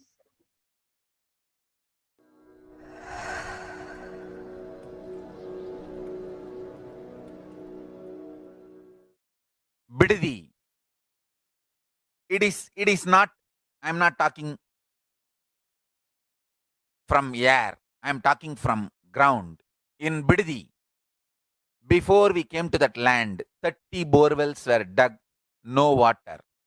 Now, from the day we came till now, we have water for 10,000 people to live comfortably in that very land.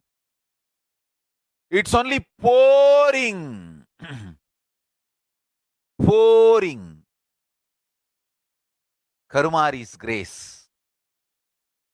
Wherever we started ashram, nature completely cooperates because we know biology, whole biology thinks.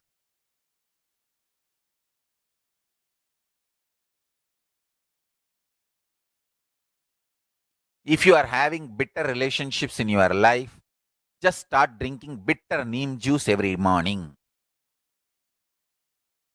The problem will be solved.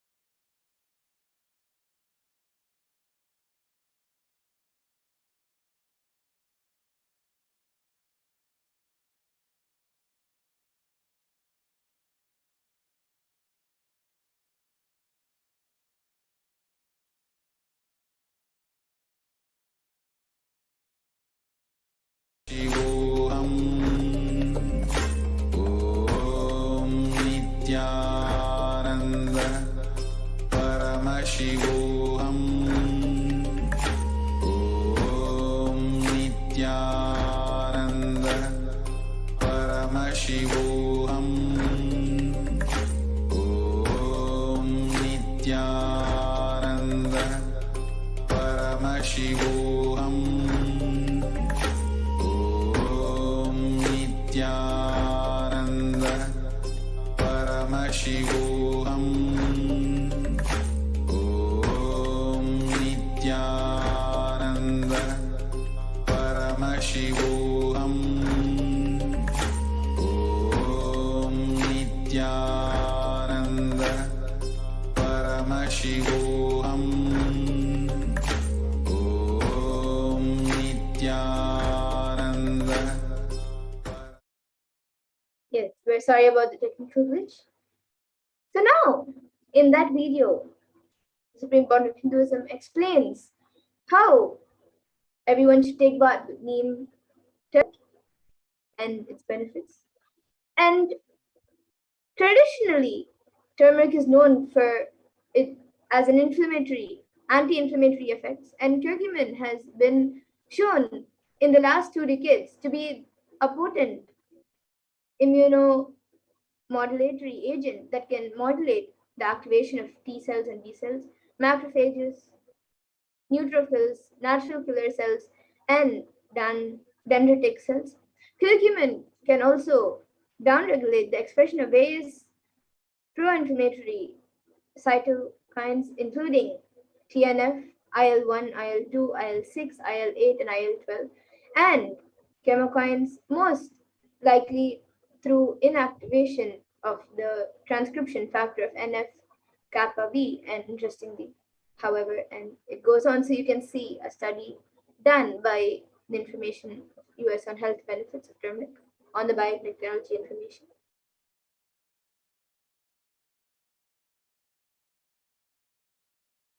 And research shows that turmeric can modulate the activation of T cells, B cells, macrophages, neutrophils, natural killer cells, and dendritic cells, as well as enhance the body's antibody response. With a strengthened immune system, you will be more likely to stay healthy and be able to maintain an active lifestyle. So this is what is told about turmeric and neem.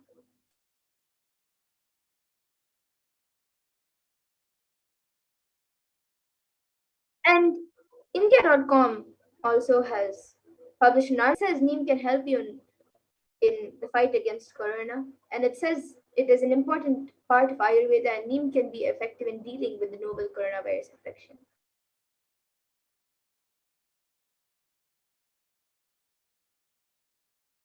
And further studies also study says that turmeric and neem are effective against coronavirus as well.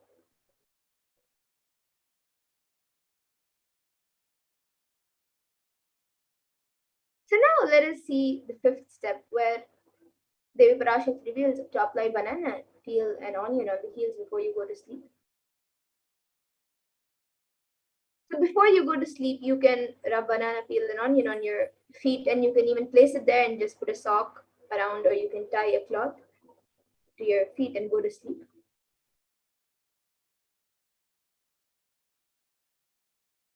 And a study published by Medical Daily says about the detoxification effects of onion. And it says that onion contains a high amount of sulfur compounds, which not only gives onion the recognizable smell, but also a powerful detoxifying agent. And he told Medical Daily in an email, with more than 100 sulfur containing compounds, which are what cause the eyes tear. And onion can help in prevent the treat ailments from diabetes to heart disease with daily consumptions. So you can see how onion has a detoxifying effect.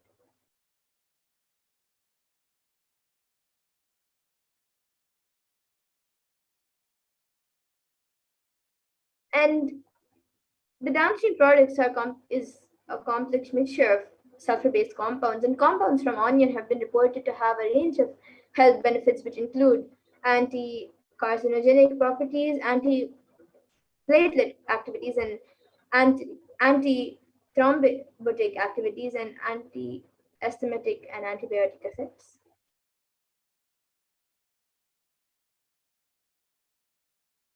So now let us see the 6th step, where the Parashakti reveals to be in an unclutched state filled with bliss, filled with eternal bliss.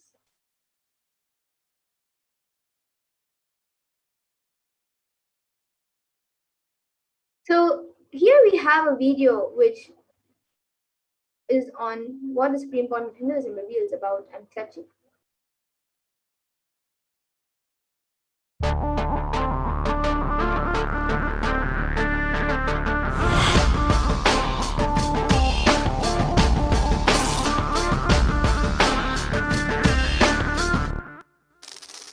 The brain is the organ which controls our whole physical being. Once our brain has been imbalanced, it will then transmit that imbalance throughout the whole body. Thought forms are pure energy that have the ability to influence people and everyday events in life. According to science, our brains generate an electromagnetic field which may be measured by such instruments as an encephalograph. This electromagnetic field is generated by the brain every time we think, and as our mind is never still, we may be compared to perpetual power generators. Fear produces nervous disorders. Anger produces headaches and violence. Confused thoughts produce congestion and ill health. Depression causes cancer, tumors, mental diseases, and lowering of the immune system, causing death through own willpower.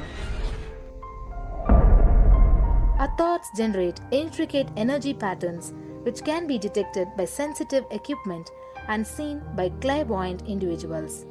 These energy patterns are known as thought forms. Surprisingly, thought forms are shaped by the thoughts themselves.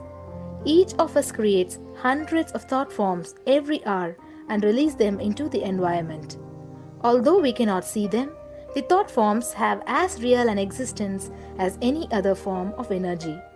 Most people can sense others' thought forms, and a continuous energetic exchange happens between people, about which we are usually unaware. This also explains why we sometimes take a sudden liking or dislike to a certain person directly on meeting them. We just catch their vibes. Unclutching is a guide for equanimity and enlightenment. Thoughts are like bubbles in a fish tank. Just as bubbles in a fish tank rise from the bottom, our thoughts also rise in the same manner. When one bubble comes and reaches the surface of the water, the next bubble starts and the third bubble starts. Because the bubbles are rising at high speed, they look like a continuous stream. But our mind is not a continuous stream. There is always a gap between two thoughts. Like the bubbles, we also experience a neutral space between two thoughts. This neutral space between two thoughts is our original state, the pure self. It is a state of pure consciousness, the state of God. Since the gap or the neutral space between two thoughts is too small, we think all thoughts are connected and form a shaft. But there is always a gap between two thoughts. In the forest of northern India, the hunters trap the birds using a trap. They tie a rope between two trees. The rope is the shaft that we create by connecting two thoughts. In the middle of the rope, they secure a wooden stick. The stick is our mind. The rope is tied at the midpoint of the stick. When a bird comes and sits on the stick, the bird's own weight turns the whole stick upside down. It turns topsy-turvy. The moment it turns upside down and loses its sense of balance, it feels totally shaken and tightens its grip on the stick. It simply holds onto the stick as if its life depends on it. Similarly, we connect thoughts and form a shaft out of it and live in the fear that if we drop our mind, we might be lost. We might lose our identity. Because it is hanging upside down, it thinks, if I unclutch from this stick, I will fall and die. It's similar to the fear that if we start trusting that we are unconnected, clutched, independent and illogical thoughts, we might be lost. If the bird lets go and relaxes, it may flutter to balance for a moment or two. When it leaves the stick, maybe for a few seconds it will fall, but then it will adjust itself and start flying. In the same way, we hold on to whatever we think is our identity and security, our education, our mind, our life, our relationships, or our bank balance. Ultimately comes to remove the stick, that is our identity. Just like the bird, we don't realize that if we drop our mind, at that moment we can become a Paramahamsa. That very moment we can be liberated.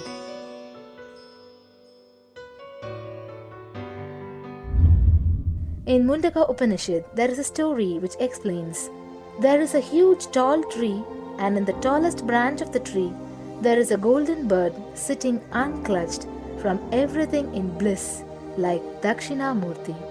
In the lower level branch, there is a small bird which jumps from here and there to various branches eating fruits. When it eats a bitter fruit, it feels bad. Whenever she eats the bitter fruit, she sees the bird which is looking above silently like Dakshinamurti and feels, why I should not be like that bird. But unfortunately, when the same bird, when it eats tasty fruit, it forgets the bird sitting above it. In the same way, she keeps battling between branches, eating bitter and tasty fruits again and again. One day, as a small bird flies up higher, and as it reaches near the golden bird, it realized that he and she are the same. There is no difference between them both and realizes her original state. The small bird realizes that she also can be in the same state of the golden bird and become a Paramahamsa. This moment, trust yourself. Don't bother about losing your identity. Just trust yourself and let go of your identity. You will immediately become a Paramahamsa and be liberated. All you need to do is to trust that you're unclutched. Dropping the conclusions you can't be transformed is unclutching.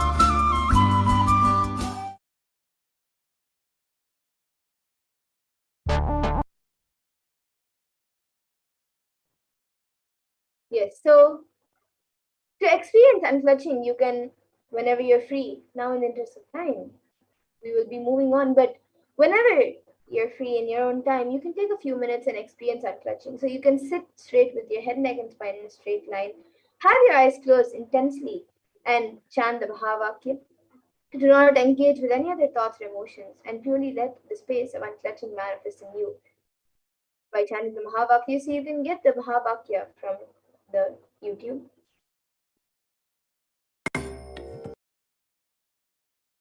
And now with that, we will be seeing the next two steps for this.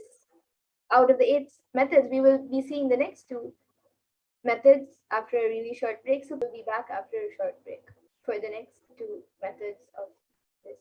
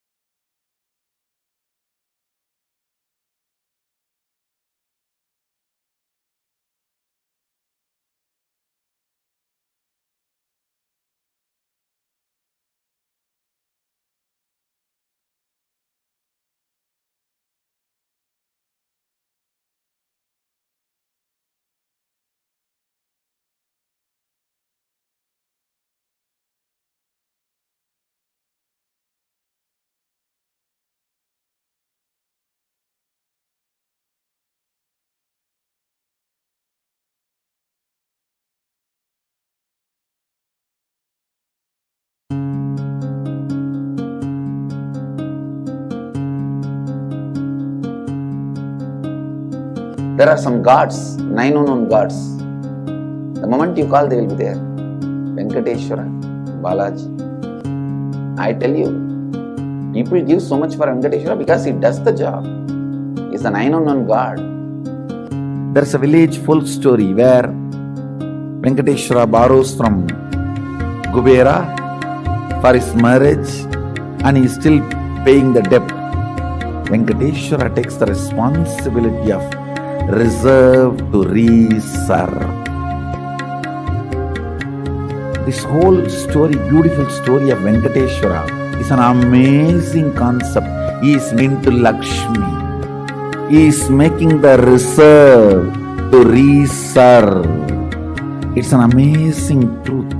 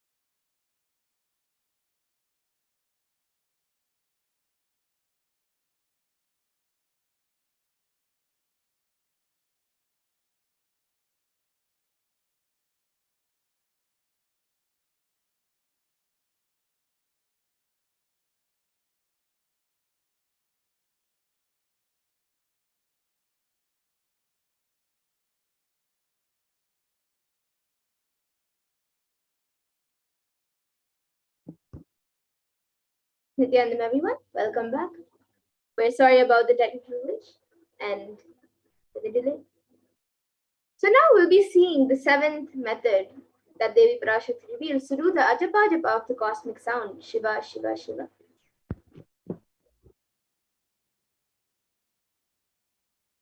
A study conducted by the U.S. National Library of Medicine on the benefits of chanting establishes how the Ajaba Ajaba chanting has a direct and positive benefit for the physical health as well as the mental well-being. And the study correlates the chanting of the Ajaba Ajaba to the vagus nerve stimulation used as a treatment for depression and epilepsy. Here you can see the rest of the article published.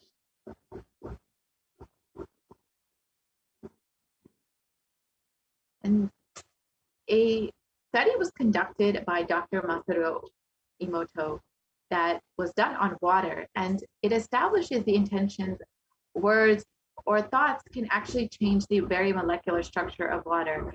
This interesting research clearly depicts that how when the water is being exposed to positive sounds, like words of affirmation, the molecular formation in the water becomes very beautiful, pleasant, and into a beautiful crystal structure. However, when negative sounds and negative words are exposed to water, the molecular structure becomes very disfigured, disintegrated, and distorted. So we can, in the next slide, we can see some of these visuals. So yes, when words like compassion, thank you, wisdom are exposed to water, you can see it forms these beautiful snowflake-like structures. The molecular formation of the water becomes like this. However, when negative sounds or words are played to water, like such as heavy metal music or words like I will kill you or you fool, you can see how the molecular formation of water becomes disintegrated and distorted, disfigured, and completely so you can imagine what happens inside your body when it is exposed to positive sounds and vibrations like the ajapa ajapa, because your body is composed up to 60% water. So these sacred sounds, these powerful mantras will have an effect within your body. So you can become a part of the Global Unclutching Initiative and log your minutes for peace at kailasa.tv/minutes for peace. And the Supreme Council of Hinduism has revealed that if 10,000 people can do this just for 3 months, we can give such powerful superconscious breakthrough to whole of humanity, because all of us are interconnected. We are not all islands. These are fundamental truths. When you start unclutching, Kailasa starts experiencing the joy, bliss of you unclutching. Nothing goes waste in this cosmos. So unclutching will not just be beneficial for you, but will be beneficial for the whole of humanity. And when you are able to become a part of this, you can go ahead and sign up and log your minutes at kailasa.tv/minutes for peace and ensure that you are experiencing this space of unclutching. And the last method that Devi Parashakti has revealed as the way to protect yourself from corona is being in the state beyond any remembrance or forgetting in the Arunachala Spurana that blossoms as aham, aham, the Ananda Spurana. So Devi has revealed that being in the state beyond remembrance and forgetting will protect you from the coronavirus. So Devi has revealed so many methods in order to protect yourself from coronavirus, and of course, in order to ensure that you are staying safe during this time. And one of the best ways you can do this is by praying to Devi Parashakti, as revealed by Devi herself. In order to protect yourself from corona, you can pray and meditate on Devi, which was the first method revealed by Devi Parashakti. So connecting with Devi will give you so many benefits, not just protecting you from corona, but will help you manifest any reality that you want. So you can stay tuned for this next segment and understand how you can connect with Devi Parashakti, how you can experience that causeless bliss by just meditating, by praying to Devi Parashakti, and receive all the boons and blessings that Devi has to shower upon you. So in this segment, we will understand some of the various offerings that we can make to Devi Parashakti. And it is not that these offerings are made out of any fear or out of greed. It is not Devi will receive anything by you making this offering, but you are allowing Devi to bless you, to shower all of her energy upon you. When you open your being up, when you allow Devi into your life, when you allow the Supreme Concept into your life to bless and guide you, you will receive much, much more in your life. No matter what, Devi Parashakti, the Supreme Concept and the Swamiji are going to continuously shower you, are going to continuously bless you. But it is only when you decide to open up your being will you be able to receive everything that they have to offer. So let us look at some of these offerings that we can make to Devi Parashakti and understand how we can connect with Devi much more deeply. So an offering is a gift, giving of a divine gift of pure love, devotion, and oneness. And it consists of two parts, the giving aspect and the receiving aspect. And only when the divine accepts what one offers, the offering becomes complete. And offerings are not made out of fear nor out of greed, but when an avatar lands, the offerings are purely a part of this grand Leela played out for the only purpose of enlightenment.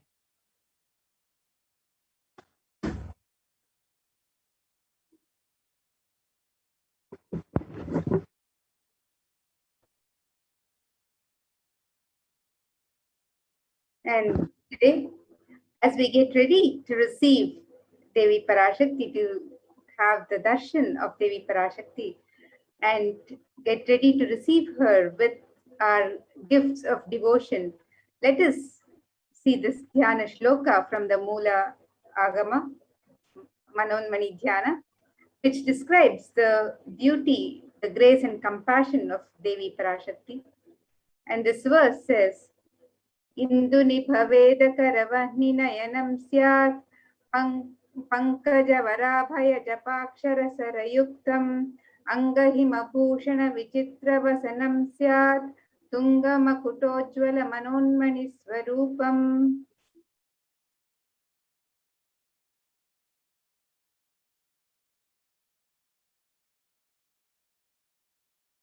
And the meaning of this verse: moon-like face holding Veda books on hand, fire in eyes, with lotus flower gracing and blessing hands, and one hand with Japamala, beautifully decorated with jeweled ornaments, in wonderful clothes and shining crown. Her name is Manonmani.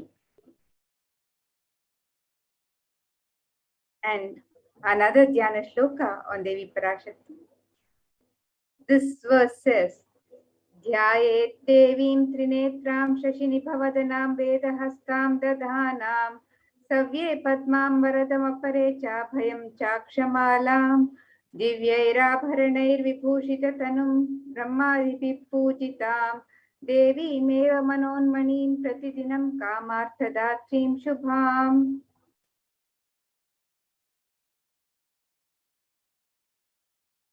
And this verse says, I meditate on Devi with three eyes, glowing like a moon and holding the Veda, the lotus, and gracing with blessing and gracing hands. She is wearing beautiful ornaments. She is worshipped by Brahma and other many gods, and showers auspicious boons for all actions every day.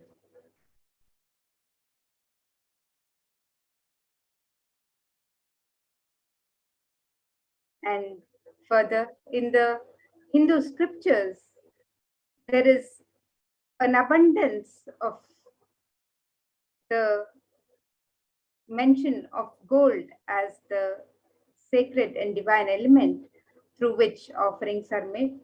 So let us see this Shastra Pramana from Atharva Veda, which describes the significance of the divine element of gold.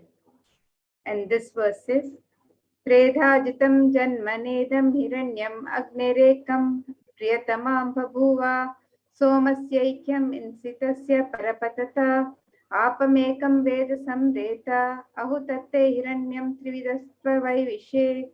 The translation: triply born by birth is this gold. From the atoms of Agni is one. It becomes dearest to Agni. One fell away from the Soma when it was hurt. One they call the seed of virtuous and powerful Apa, the watery molecules. Let that triple gold be for your long life. Gold is a divine element. It purifies anything it touches. It is an element of great spiritual significance and spiritual power of healing and enlightening. The vibration of gold has the power to infuse sattva energy and positive thought currents in anyone who wears and in anyone who sees or operates in its vicinity. And gold is present in all the scriptures and agamas, Vedas, Shrutis, Smritis, Itihasas, Puranas.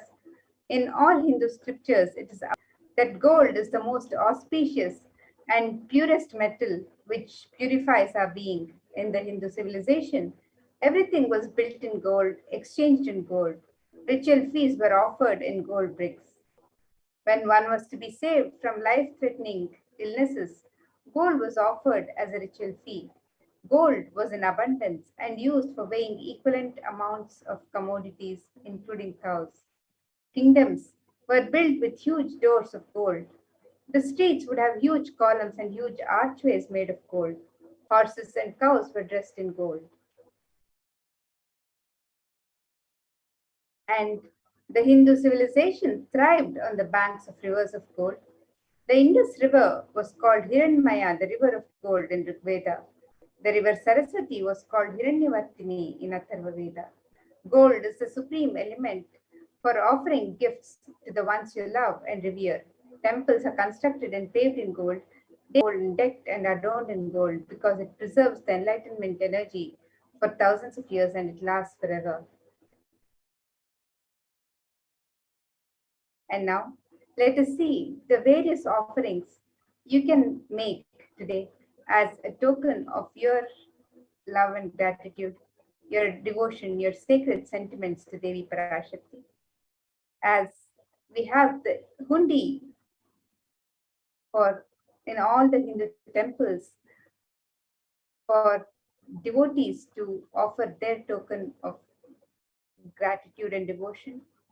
Similarly, we have the e-hundi being made available today for you to offer your gift of love and devotion. And let us see this verse which describes Devi Parashakti's love for her devotees and how she showers her compassion for the true devotion from devotees. So this verse is Bhakti Priya Bhakti Gamya Bhakti Vashya Bhayapaha Shambhavi Sharadha Radhya Sharvani Sharmadaini. And the meaning of this verse says Devi is fond of true devotion and is realized through true devotion. She can be won over through true devotion and she removes all fear. If there is any fear in the minds of devotees, Devi is sure to remove that fear. It is stated that Devi likes to be worshipped in autumn. Here, it is meant the autumn of our lives, when thoughts turn more and more inwards, the role of the divine is known and understood clearly. The need for Devi worship then becomes stronger. Shambhavi is the consort of Shambhu of Lord Shiva. Sharadharadhya means worshipped by Devi Sharada, Devi Saraswati. Sharvani is the wife of Lord Shiva. In the Linga Purana, Lord Shiva is called Sharva in his earth form. Sharmadaini is the Devi who bestows happiness on devotees. And today, you can offer your devotion and love to Devi Parashakti by offering your Kanika in the e-hundi, and your name is also chanted during the puja to Devi Parashakti.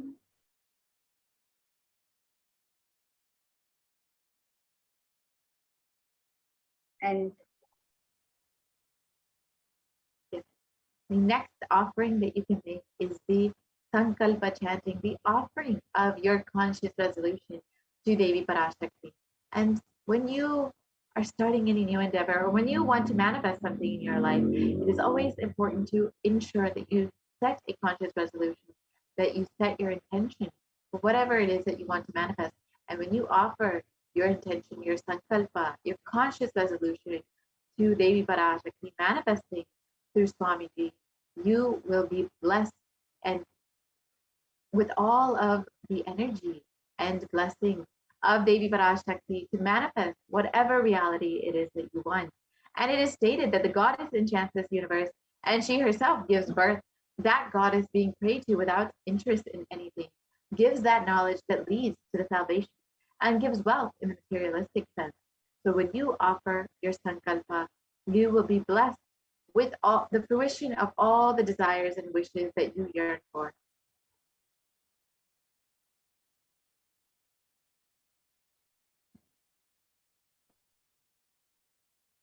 the next offering is the Sahasranama Swarnakasu, the offering of the pure gold coin inscribed with one of the 1008 sacred names of Devi Parashakti.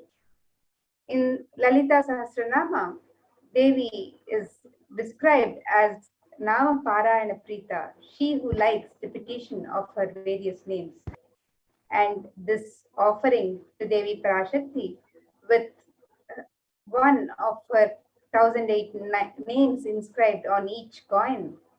This is a special and unique archana offered to the Mahameru of Devi Parashakti. And you can offer this pure gold coin with the 1008 names inscribed. You can offer any number of coins, and you can offer the coins in 3 different denominations. And you can receive the blessings to imbibe with the Ananta Kalyana Gunas, the divine qualities of Devi Parashakti inscribed with each of her names.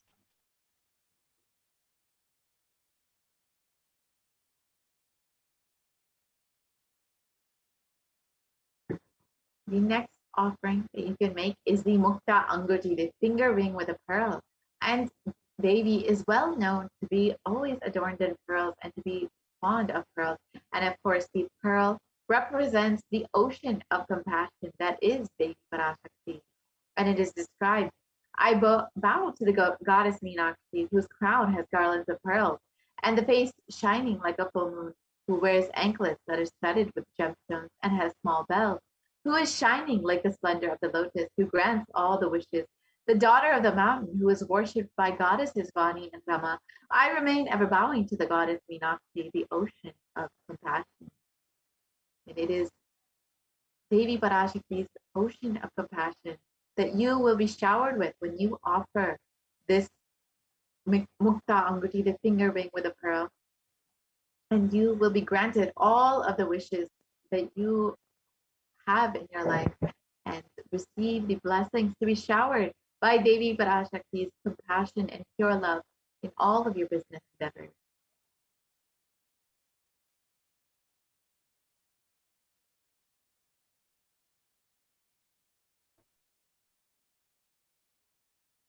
And the next offering to Devi Parashakti is the offering of the Swarna Padma Pushpa, the gold lotus flower. And a verse from the Kamika Agama describes the significance of the gold lotus flower. The verse says, Ashtavidyeshwaropeta Kumbhavarana Samyutam Sarve Sasutra Vastradya Hema Pankaja Bhushitaha Sapitanna Kurchascha Pakva Bilva Palaprabha Snapanadhyaya Samsiddha Pramanena Samanvitaha. And this verse describes that all the kalashas should be wound around with suitable thread and covered with a new cloth. They should be adorned with the lotus flower made of gold. In the Hindu tradition, there are hundreds of scriptural references for using the lotus in the worship of Paramashiva. Almost everything in the worship of the ultimate involves the consecration of deities of worship or meditating on the mudras and asanas used during worship. All of these involve the lotus flower, the lotus leaf, the lotus pericarp, the lotus petals. The lotus is a divine flower in the Hindu tradition. The Shakti of Paramashiva is also called the lotus. Base of Paramashiva Linga is the lotus. The disciple of Paramashiva is also considered a lotus, a one who's about to bloom. And today you can offer the gold lotus in any of 3 different sizes that you would like to offer, and be blessed to have the state, space, powers, and being of Devi Parashakti in your inner space in the midst of any and every adverse situation in life.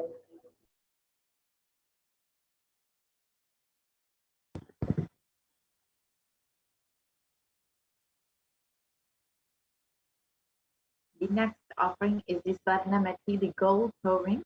And Devi's toenails are described in this verse. You whose brightness from the toenails destroys the darkness of the ignorance from the minds of your devotees who prostrate at your feet. You whose brightness from your 2 feet overpower that of the lotus flower. So when you can see the power of Devi Parashakti's very toenails. When you offer this gold toe ring, the Swarnamati, to the feet of Devi Parashakti, you will be blessed with all of Devi Parashakti's blessings and all of the ignorance destroyed from your life.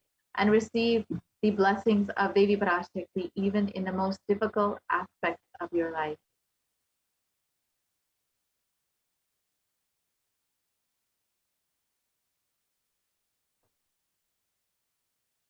And the next offering to Devi Parashakti is the offering of the Swarna Mamtika, the gold hairline jewelry. Devi is described as Sudha Sharabhivarshini, she who makes nectar flow in all our nerves from the Sahasrara. That is she who gives the very pleasant experience of the ultimate. The Mamtika, the gold hairline jewelry, represents the nectar flowing from the Sahasrara, which is fully opened with the sacred sentiment of gratitude. And today, you can offer the Mamtika, the Swarna Mamtika, to Devi Parashakti and receive the blessings of achieving the blissful state of overflowing gratitude and the space of complete completion with the grace and blessings of Devi Parashakti.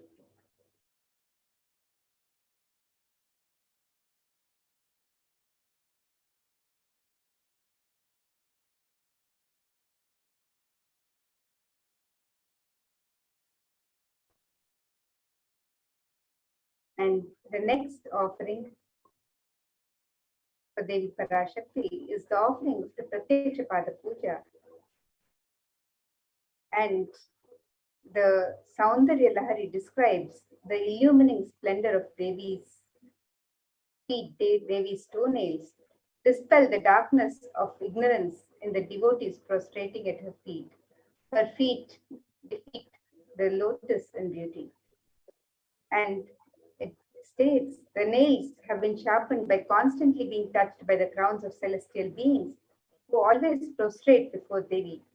And in the Tamoguna, describing indicative of the ignorance of in the minds of devotees, this ignorance is removed and they attain the supreme knowledge. And offering of the Pratyaksha Pada Puja blesses the Yajaman with all the auspiciousness, the grace and blessings of Devi Parashakti and of the Supreme Pontiff of Hinduism, the name of Devi Parashakti, manifesting during the darshan today. So you can receive the grace and blessings of Devi Parashakti by offering the Pratyaksha Pada Puja and be blessed with all the auspiciousness in your life.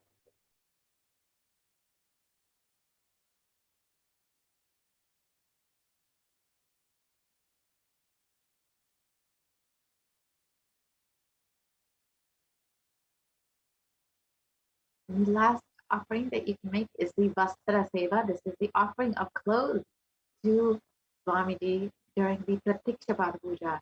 And Swamiji, of course, is manifesting Devi Parashakti for each and every one of you. So if you would like to offer the Vastra Seva out of your love and gratitude, you will certainly be welcome to do so. And you will be receiving the blessings of all the auspiciousness and blessings of the Supreme Pontiff of Hinduism himself and the full protection on your path to enlightenment.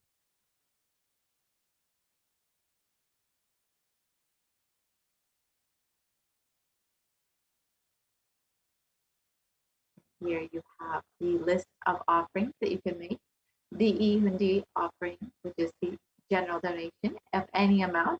The Sankalpa chanting, which is just $1. The Devi Sahasranama Svarna Kasu. The Mukta Anguti, the Svarna Padma Pushpa, the Svarna Metti, the Svarna Mantika, the Pratiksha Pada Puja, and the Vastra Seva. So if you would like to make any of these offerings, you can go ahead and mailer.com and you can make your offering today.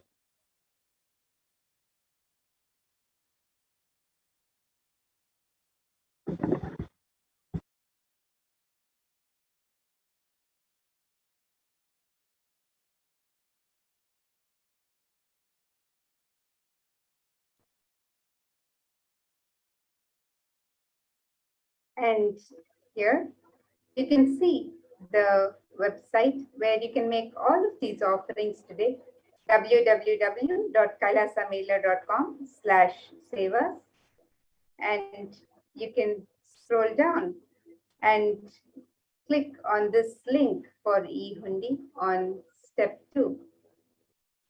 And you can also make your offerings of jewelry or seva, any other offerings that you would like to offer to Devi Parashakti as your personal gift to her, as an expression of your sacred sentiments for her. You can make any offering of your choice at this link. So the e-hundi offering is available in multiple currencies: the US dollar, the Canadian dollar, the Australian dollar, New Zealand dollar, euros, Indian rupees, Singaporean dollar, Malaysian ringgits, Great Britain pound, the Chinese yen, and you can make the offering in any amount of your choice. And you can also make the offerings of jewelry and any other sevas that you would like to offer to Devi Parashakti. You can offer on this website, where you can sign up for any offerings and enter the details of your the sankalpa that you would like to make, along with the names of your family members and your name, and be blessed with the grace and compassion of Devi Parashakti. So with this, now we will conclude this segment of the program, and let us get ready to learn more in the next upcoming segments about the various facilities being made available to humanity through the various spiritual embassies of Kailasa.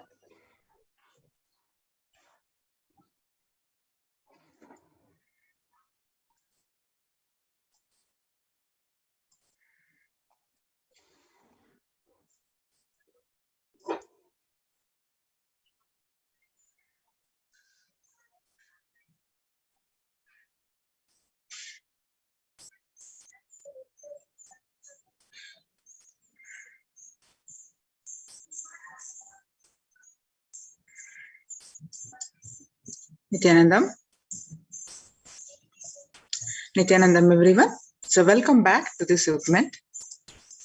In this segment, we are going to learn about multi-layer quarantine COVID care production centers at Kailasa's de facto spiritual embassies, which are mainly temple-based. So, with the blessings of the Supreme Pontiff of Hinduism, Jagadguru Mahasannidhanam, His Divine Holiness Bhagwan Nithyananda Paramashivan's blessings, let's start with the Sadguru Vandanam. Nithyanandam Paramasugadam Kevalam Jnanamurtim Dandvatitam Gagana Sadusham Tattvamasya Dilaksham Ekam Nityam Vimalamachalam Sarvadi Sakshibhutam Bhavatitam Trigunarahitam Tam Namami.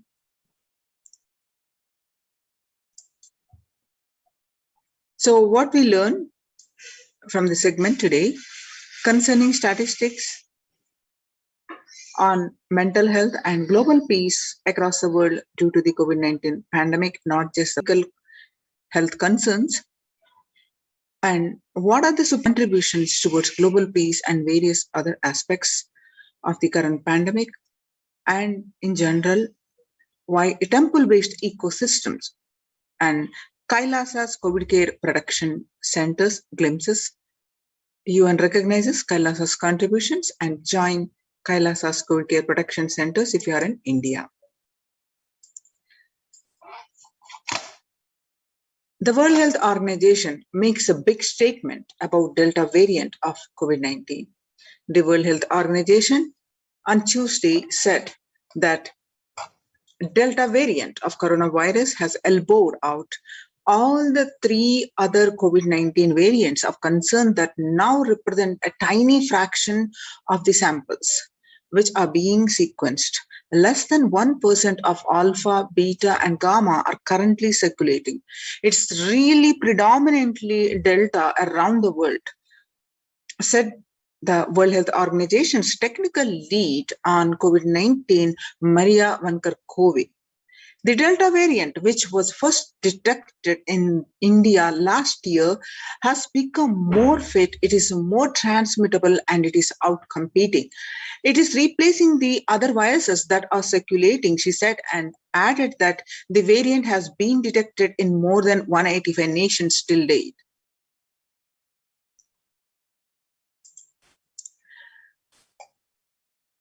COVID-19 has killed more Americans than the influenza pandemic of 1918 to 19. The coronavirus pandemic has now killed more Americans than the 1918 influenza pandemic did. The 1918 infected about 25% of the Americans and killed an estimated 65% with about 675,000 deaths.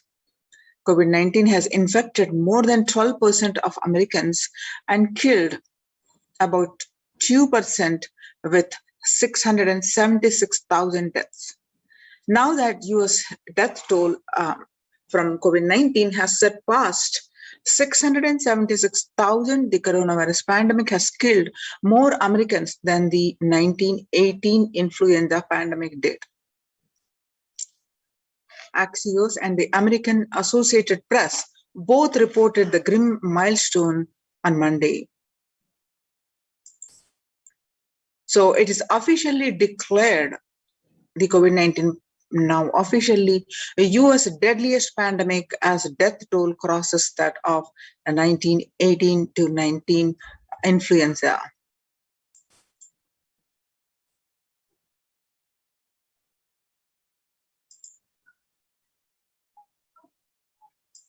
People infected with alpha variant exhales 100 times more virus into the air original COVID strain, according to a study. The University of Maryland researchers suggested the need for better ventilation and tight-fitting masks in addition to widespread vaccination to help stop spread of the virus.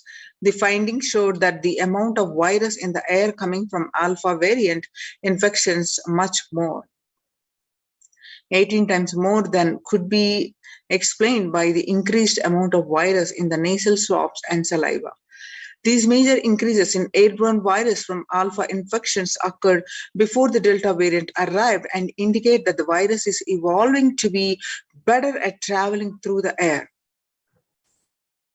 We know that the Delta variant circulating now is even more contagious than the Alpha variant. Our researchers indicate that the variant just keep getting better at traveling through the air, so we must provide better ventilation and wear tight-fitting masks, in addition to vaccination, to help stop spread of the virus, said Dr. Mon Milton, Professor of Environmental Health at the university's School of Public Health.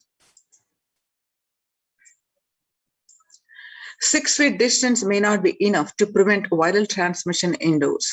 In Washington, physical distancing of 2 meters, about 6.5 feet, may not be enough to sufficiently prevent transmission of virus carrying airborne aerosols indoors, according to a study. The result published in the journal Sustainable Cities and Society suggested that the physical distance alone is not enough to prevent human exposure to exalted aerosols and should be implemented with other control strategies such as masking and adequate ventilation. The researchers examined 3 factors: the amount and rate of air ventilated through a space, the indoor airflow pattern associated with the different ventilation strategies, and the aerosol admission mode of breathing versus talking. They also compared transport of tracer gas typically employed to test leaks in airtight systems and human respiratory aerosols ranging in size from the 1 to 10 micrometers. Aerosols in this range can carry SARS-CoV-2, the virus that causes COVID-19. COVID-19 variant are still most concerning, says the World Health Organization experts. Even with the emergence of the new COVID-19 variant, the Delta strain remains the top concern globally, appearing to outcompete others the senior officials with the World Health Organization said recently. I think the Delta variant for me is one that most concerning because of the increased transmittability, said Dr. Maria Vankarkove, the agency's technical lead for COVID-19, speaking during an online question and answer session. It's doubly transmittable compared to the ancestral strain, which means that it can spread to more people.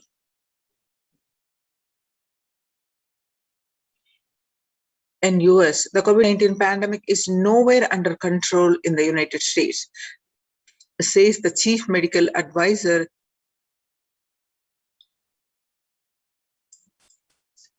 Mr. Anthony Fauci.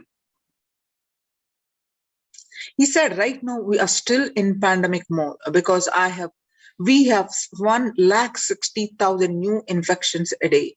That's not even modestly good control. In an interview with Axios, the US has reported 40 million cases of COVID-19 since the outbreak of the virus, with over 4 million infections adding up in the past few weeks.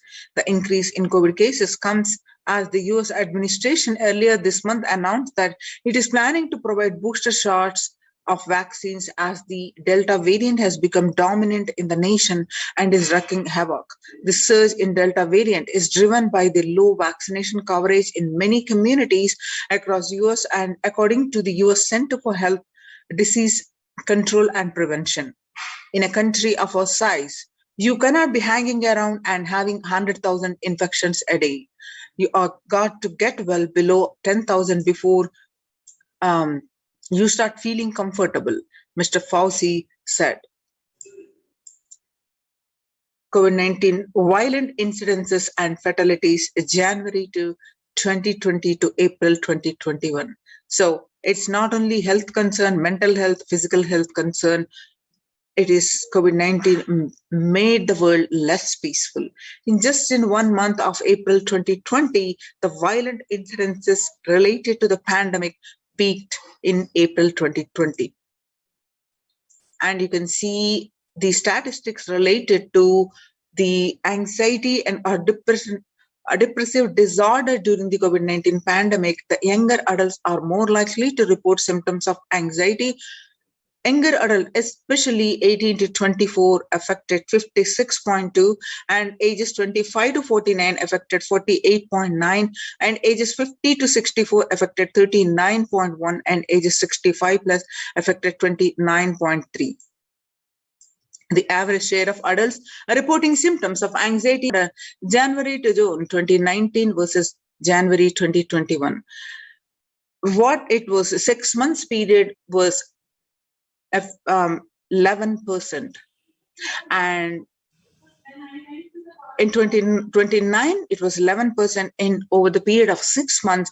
Now, in just after the pandemic started in 2021, in just 1 month it rose to 41.1%. And some more statistics confirming the same, that the US adults, the share of adults reporting symptoms of anxiety and depressive disorder are a lot more in the younger adults than the adults. Stress in America 2020, a national mental health crisis. American Psychological Association revealed that the COVID-19 is a significant stressor for most Americans. Nearly 8 in 10 say the coronavirus pandemic is a significant source of stress in their lives. And nearly 7 in 10, 67% say they have experienced increased stress over the course of the pandemic. More than 60,000 US healthcare workers have contracted COVID-19, 800 have died.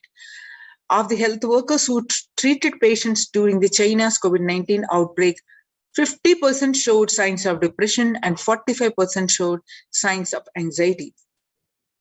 Before COVID-19 pandemic, the self-reported mental health among pregnant women and new mothers. Depression was 15%. Now during the pandemic, it rose up to 40.7%. And anxiety was 29%. Now it is rose up to 72%. Living under stay-at-home orders, 8 in 10 students are struggling with focus on school or work and avoiding distractions. Students are interacting most with the parents during the COVID-19 physical distancing, and parents can support students is simply spending time with them ranked much higher than talking about COVID-19 news. The number one for college students, mental wellness, virtual face-to-face time, high school students, digital social gatherings, and 55% students do not know where to go for help for their mental health. Nearly 82%. The impact on the working woman. 82% of women surveyed said their lives have been negatively disrupted by the pandemic. Nearly 70% of women who have experienced these disruptions are concerned their career growth may be limited as a result. The global economic outlook during the COVID-19 pandemic, a changed world. The pandemic is expected to plunge most countries into recession in 2020, with per capita income contracting the largest fraction of countries globally since 1870. The COVID-19 recession has seen the fastest, steepest downgrades in consensus growth projections among all global recessions since 1990. International labor organizations, COVID-19 is a threat to public speaking in conflict-affected nations. The COVID-19 crisis has worsened already fragile situations. The International Labor Organization is more aware than ever of its responsibility to promote peace and resilience in the time of this global pandemic. And in Mumbai, the city mayor has said that the third wave of COVID is already upon Mumbai, pointing to a sudden spike in cases. The third wave is not coming, it is here, said Kishori Padnekar, adding that an announcement regarding the matter has already been made in Nagpur. Speaking of the coming festive season in Maharashtra, the mayor urged people to remain in their homes. The mandals have been asked to allow only 10 people and have them work in shifts. Breakthrough infections found in 25% health staff, according to a study. A little over 25% of healthcare workers were infected with coronavirus despite getting fully vaccinated. A recent study has revealed, giving an insight on the breakthrough infections due to the Delta variant. The study is jointly conducted by the Institute of Genomics and Integrative Biology and Maximum Hospitals and Delhi NCR found that the vaccination breakthroughs were far more common during the Delta outbreak in Delhi than previously reported. A new coronavirus strain known as Mu, which was first identified in Colombia in January, has been designated a variant of interest by the World Health Organization. After being detected in Colombia, Mu, known scientifically as B.1.621, has since been reported in other South American countries and in Europe. The Mu variant has a constellation of mutations that indicate potential properties of immune escape, the Global Health Body said recently in its weekly pandemic bulletin. So join the Kailasa's COVID Care Protection Centers. Register now through the link below, https://kailasa.org/Kailasa Care.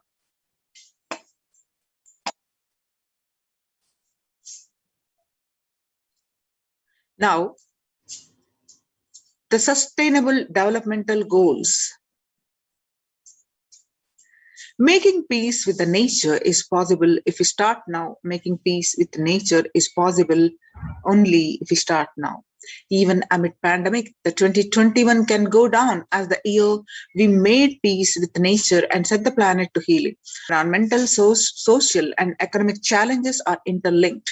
They must be tackled together. For example, we cannot achieve the sustainable developmental goals, including ending poverty by 2030, if climate change and ecosystem collapse are undermining food and water supplies in the world's poorest countries.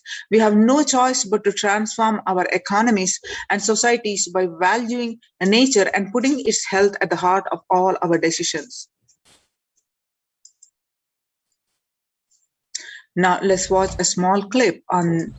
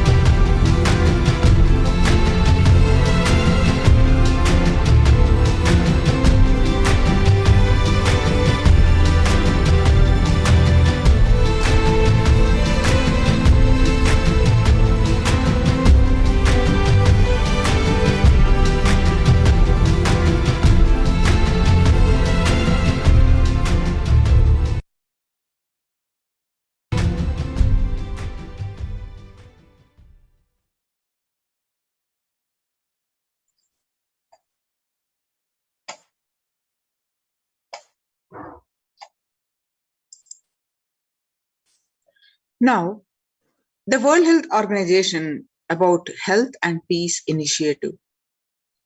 Health and peace are interrelated. In the words of the Director General of World Health Organization, Dr. Tedros, there cannot be a health without peace, and there cannot be a peace without health. If individuals and groups enjoy equitable access to health services, fulfilling their rights to physical and mental health, and health actors design natural health interventions that promote trust and dialogue, and communities are empowered to cope with violent conflicts, then health coverage is more universal. Grievances can be heard and addressed to generate trust around health emergency concerns. Affected communities are more likely to make meaningful contributions to peace and reconciliation to resist the incitement and violence. United States Institute of Peace. Amid COVID, we need enhanced international coordination to build peace. Tackling the pandemic and building resilience in fragile states requires concerted international action at local, national, and global levels. As the humanitarian and economic toll of the COVID-19 pandemic continues to grow, so does the risk that the crisis will fuel new conflicts around the world while stemming prospects for resolving ongoing ones.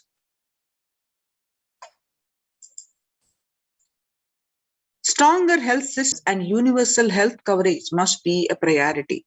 Remarks of the General Session in response to the COVID-19 pandemic. For the first time since 1945, the entire world is confronted by the common threat, regardless of nationality, ethnicity, or faith. A new social contract between people, governments, the private sector, civil society, and more can tackle the roots of inequality with fair taxation on income and wealth, universal benefits, and opportunities for all.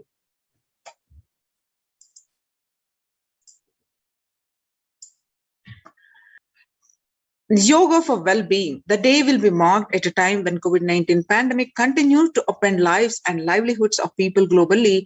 Beyond its immediate impact on physical health, the COVID-19 pandemic has also exacerbated psychological suffering and mental health problems, including depression and anxiety, as pandemic-related restrictions continue in various forms in many countries. This has highlighted the urgent need to address the mental health dimensions of the pandemic. In addition to the physical health aspects, the message of yoga in promoting both the physical and mental well-being of humanity has never been more relevant. A growing trend of people around the world embracing yoga to stay healthy and rejuvenated and to fight social isolation and depression has been witnessed during the pandemic. Yoga is also playing a significant role in the psycho-social care and rehabilitation of COVID-19 patients in quarantine and isolation. It is particularly helpful in allowing their fears and anxiety.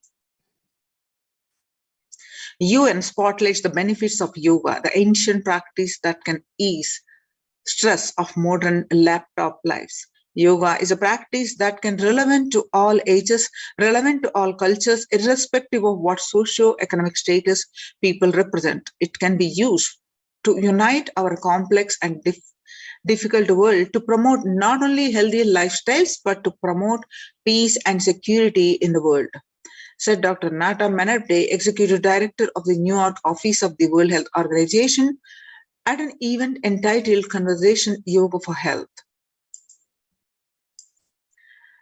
International peace and security. Our contemporary world is showing no signs of decline in the intensity of violent conflicts, crime, displacement, and state of tension in many regions of the world.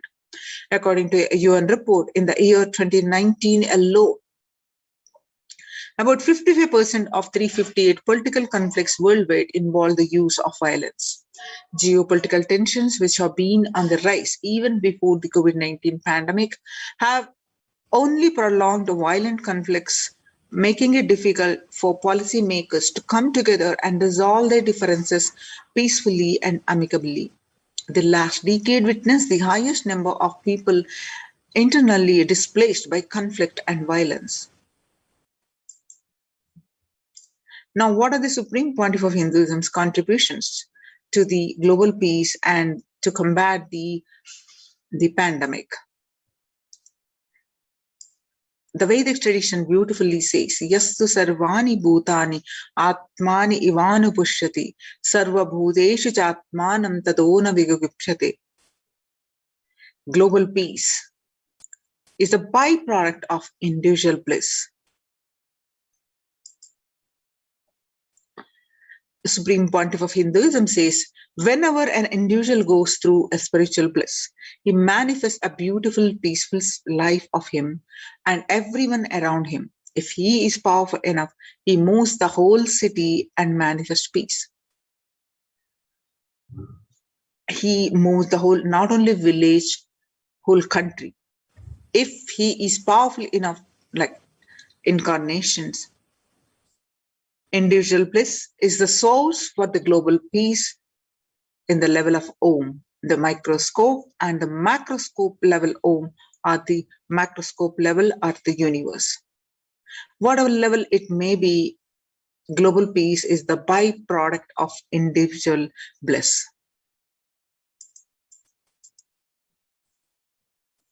Self-transformation is a secret to achieve global peace. Now let's listen from the Supreme Pontiff of Hinduism explaining. I'll tell, oh, you should all work for global peace. You should all work for turning the world. You should work for revolution. You should work for all these, that things. You should vote only the party which says that it will stop the war and all these things. This is the social answer.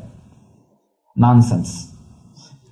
If you want the honest answer, I tell you, simply transform yourself. You can't do anything. If at all you can do, you would have done it. Be honest.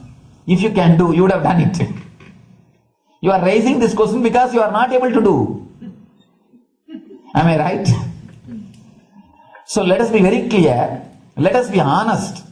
we are not able to do socially. That's the truth.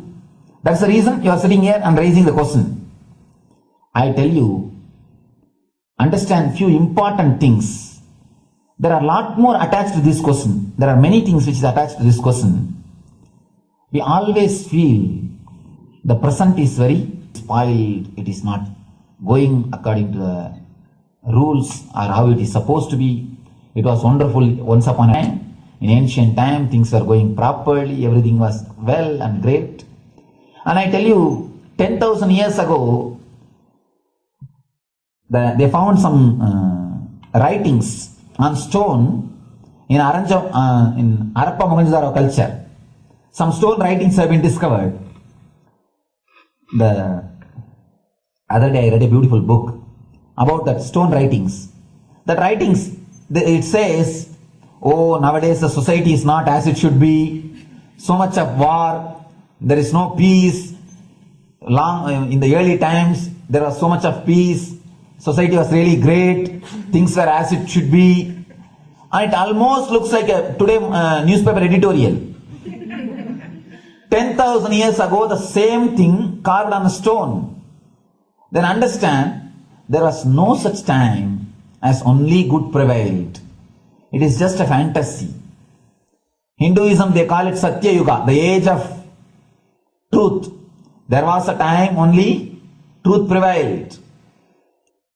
And every religion, Christianity, they say the Garden of Adam and Eve. There was a time everything was wonderful. Every religion has got the fantasy. The past was great. There was golden past. Always the idea of golden past exists only in the past. The more you go back, again you say the past was great. And I tell you one thing, it is a wonderful way of postponing accepting the reality. Otherwise, I can be sure the world was same as it is today. Whether it is 5,000 years ago or 10,000 years ago. Maybe one thing, there was no CNN channel that time. So the news did not reach you so quickly. That's all. The news did not reach you so quickly. That may be the only difference. But otherwise I can be sure the good and the bad was equal. Good and the bad was equal. The same amount of wars were there. All the other things were there. If you read the Puranas, the mythological stories of India, you see enough of things. Enough of dirty things. I think sometimes I find a little more. And if you read completely the Puranas or the Hindu scriptures, there are a lot of things much worse than modern day. The criminal activities or bad things or negative things, whatever you say, all this stuff. And never think only present day is corrupted or violent. In the ancient days also, all these things were there. Only one thing was not there, the CNN news or the internet. So the news did not reach you. But otherwise I can tell you, enough the good and bad was there. It always will exist. It will exist. All you can do is, if you awaken yourself, if you reach the enlightenment state, you can go beyond it. And I tell you, enlightenment is the only service you can do to the society. Just become enlightened so that you will reduce the negativity. Now, as of now, you are also the part of negative group. Naturally, we will be a negative group. As long as we are unenlightened, we will be the part of collective negative consciousness. So if you become enlightened, at least you will reduce your weight. That's the only thing we can do. Nothing else can be done. So all I request you to do is just become enlightened. Realize that you are a lion. That's the only way to help yourself and the society. Otherwise, all revolutions, you see, all revolution again end up as one more tradition. In last 2000 years, 3000 wars have happened in the humanity. In 2000 years, 3000 wars. Human beings have not done anything except doing wars, except fighting. Everybody claims he wants to do revolution. He wants to spread peace. You see, every country claims their army is a defensive army. Then who is offending? Tell me. Every country says defensive army. Then who is offending? These are all just, games. The idea of peace is a pure game. Everybody wants to spread the peace according to them, not according to the other person. They want peace according to them. The other day I was in one interreligious gathering. One guy is preaching, let all of you convert to my religion so that we will not have fight.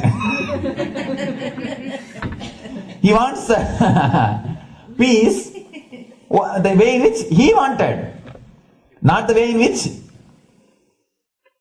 And there's a beautiful saying, the sword of Muhammad, it is written, peace alone should survive, something like that. He has written some statement about the peace on the sword. We all take sword to spread the peace.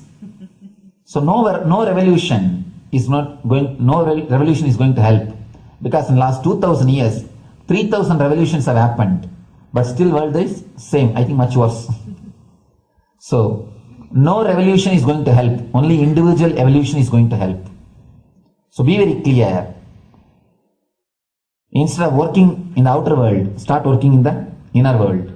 That will help you and society some way.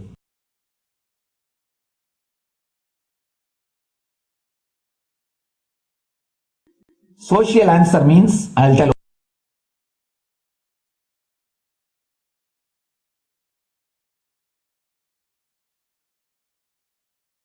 Let's listen from the Supreme Pontiff of Hinduism that Sri Kailas is all about peace-based powerfulness.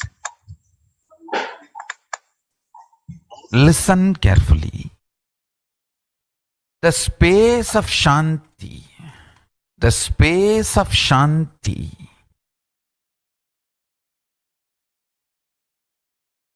is where Kailasa grows. Listen carefully. It is in the deep powerfulness of our peace-centered powerfulness is the ground, breeding ground for Paramashivatva to manifest. Please understand. Like how pure mirror reflects everything, pure Shanti-based Shakti, peace-based powerfulness reflects Paramashiva. Paramashiva manifests in peace-based powerfulness. Please understand. Neither violence nor powerlessness. Powerlessness is weakness. Violence is abusive. Peace-centered powerfulness. Powerfulness-centered peace. All the Upanishads starts with peace, completes with peace. Shanti mantra. Starts with Shanti mantra, gets completed with Shanti mantra.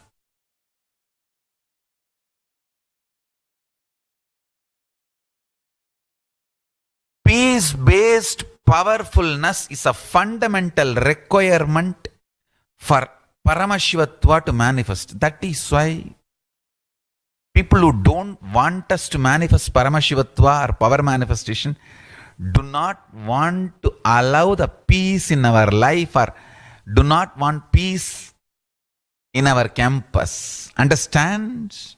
But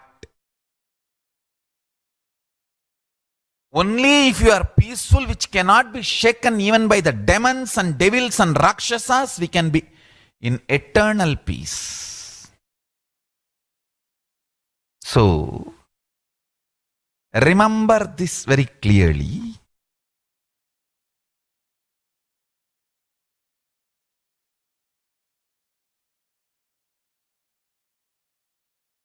Peace alters the very DNA structure, genetic structure, the core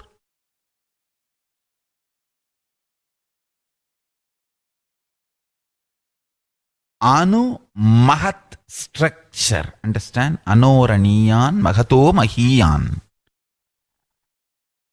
The consciousness in you is atom inside the atom, Mahat, more than Mahat. That Anoraniyan Mahato Mahiyan.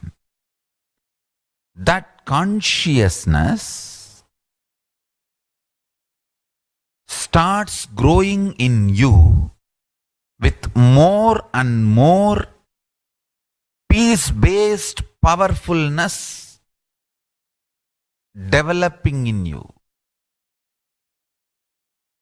Nothing can be compared to unclutching.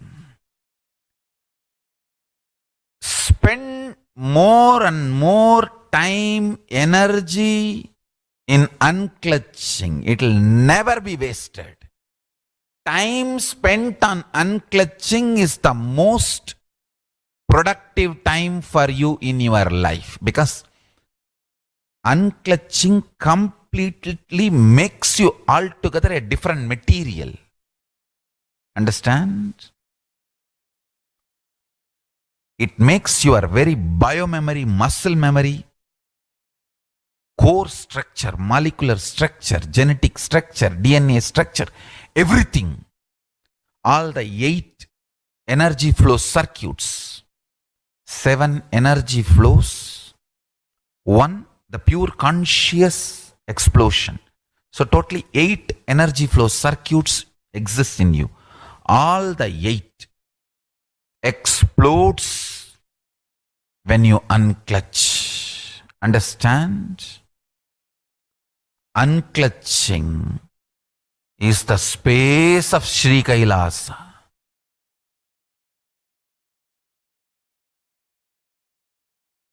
Listen carefully. Listen carefully. Every prayer in Hinduism ends with peace. Every chanting, every prayer in Hinduism ends with Shanti, Shanti, Shanti 3 times. Means peace, peace, peace. Hinduism is the real religion. Loving peace, living peace. Individual level, social level, global level. Understand?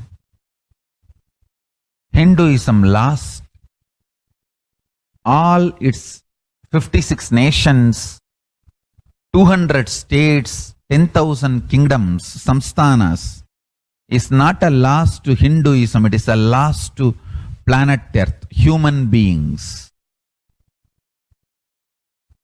Wherever Hinduism is practiced, kept alive, the ideal of global peace is kept alive. Just do this one simple statistics. You yourself study. Google and study. Take the top 10 religions and list how many people they converted in last 200 years, how many people they killed. List for each religion. I can be 200% sure you yourself will realize Hinduism is the most peace-loving and peace-living religion, neither conversion nor terrorism. Neither conversion nor terrorism. Being the supreme pontiff of the most peace-loving, peace-living religion, I give you all my blessings.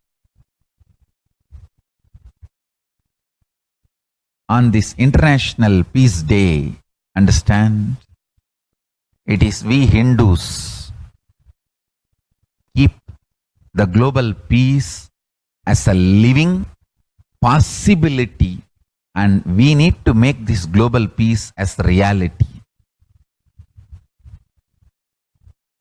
Just talking about global peace will not work. Working for global peace only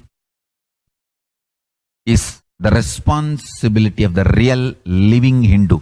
Anyone who wants to claim themselves as a Hindu or practicing Hindu should work for global peace. Global peace is our responsibility. Every chanting,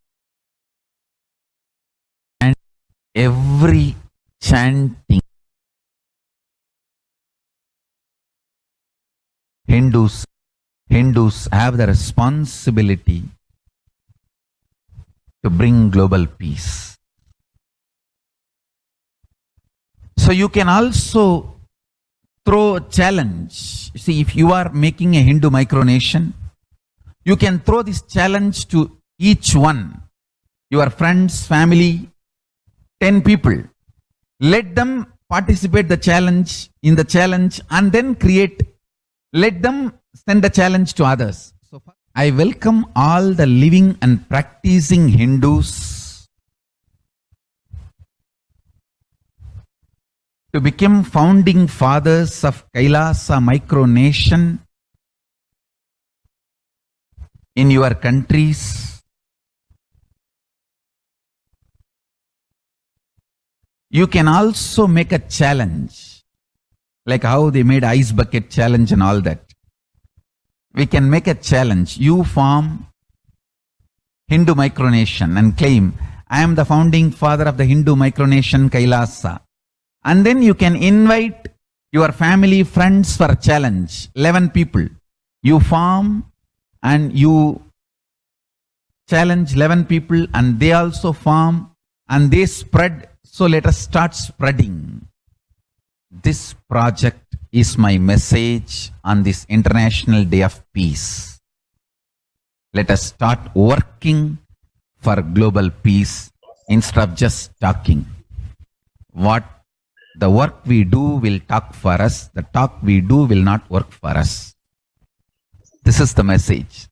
The work we do will talk for us. The talk we do will not work for us. Global peace is the responsibility of Hindus. We living, practicing Hindus, not only we should achieve the individual peace through unclutching yoga, meditation, we should also create an ecosystem where the global peace starts manifesting. This micronation is the enlightenment ecosystem. I request every living, practicing Hindu to just do it, so the global peace can manifest from these Kailasa Hindu micronations all over the world. Hindus have the responsibility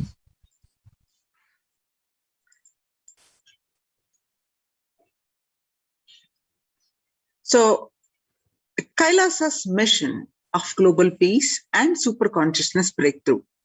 Now let us understand the sovereign order of Kailasa led by the Supreme Pontiff of Hinduism and Nithyananda order of monks, nuns and Hindu diaspora are working for global peace and to give a superconsciousness breakthrough to humanity.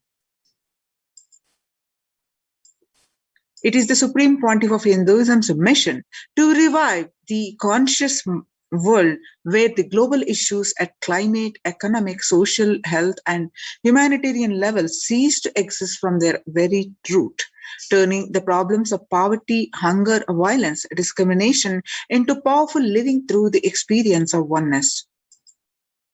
The Supreme Pontiff of Hinduism has been working from the very grassroots level to usher in an era of peace at all levels, individual, societal, national, and global.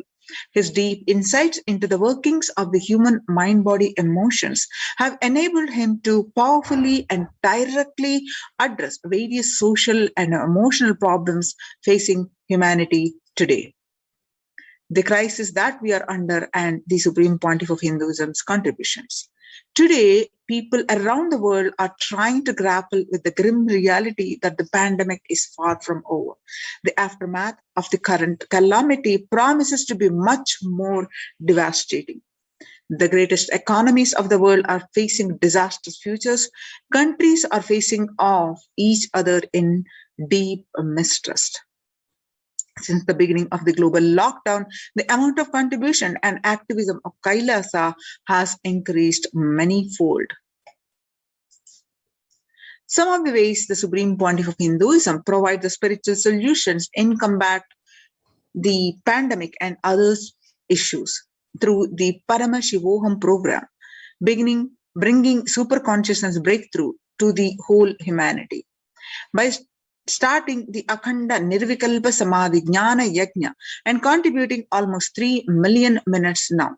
Paramashiva Sankalpa chanting, sacred Sanskrit mantra chanting to heal 24/7 via Zoom sessions. Spiritual healing to one and all 24/7, helping humanity to cope up with insecurity, fear, and disease by empowering individuals to heal themselves. Learn to cope up emotions like depression and tough situations in relationships, providing alternative solutions to worldly problems through power manifestation. Initiating thousands every day into manifesting innate superhuman capabilities like Kailas Kotiyar sessions, providing healthy solutions like a technique to clear stomach from Ayurveda, which ultimately brings clarity out to the spiritual truths. In the long term, establishing self-sufficient communities.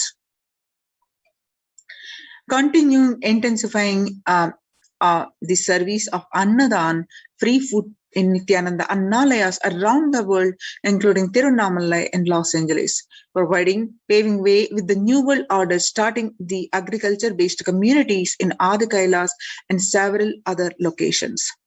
Peacekeepers of Kailas are offering various life solutions from the teachings of the Supreme Pontiff of Hinduism. Offering Maheshwara Puja to the natural calamities hit victims. Bhava Samadhi Darshan to raise the individual conscious breakthrough, Devi Parashakti Akashic readings. The Supreme Pontiff of Hinduism, spiritual solutions for COVID-19. It is important to address the COVID pandemic, which is seeing another wave, destroying many more lives. The Supreme Pontiff of Hinduism says the pandemic fatigue setting in as a result of the continuous lockdown and resulting in delusional arrogance. Holding on to the delusion and supporting this space of delusional decisions leads to delusional arrogance through Bhava Sankalpa. Continuous lockdown leads to delusional thoughts like, so what? If I die, it's okay.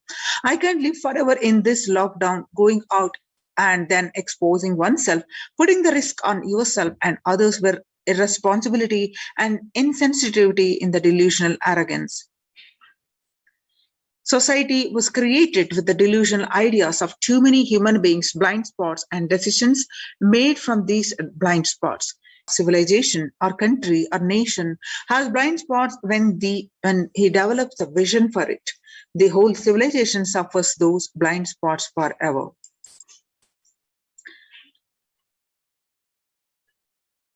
Now it's time that the nature, Prakriti, resets itself. Many of the blind spots-based visions, ideas become important components of the society. This pralaya, which is happening, is melting down everything which is delusion-based. The world as we know is gone. Let us celebrate God. This isolation, which is seemingly endless with an unknown future, which is compelling humanity to make 100% lifestyle change, is something to be deeply dwelled upon. All problems need to be addressed only with spiritual solutions and powerful cognitions. to stop people from having mental breakdown, pandemic fatigue, collapse, depression, destruction, and also give them the super consciousness breakthrough and revive. Supreme Pontiff of Hinduism continuously giving spiritual solutions and powerful cognitions. Now, it's time we all take the responsibility to save the humanity, to protect people. Let's try to enrich people for every one of these great spiritual solutions.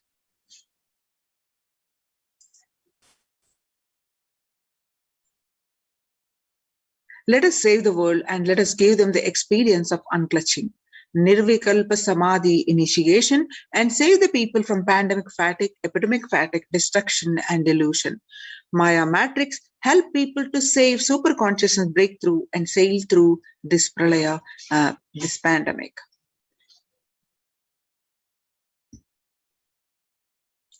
If we summarize this, the global COVID virus pandemic has left the whole world desperately looking for answers.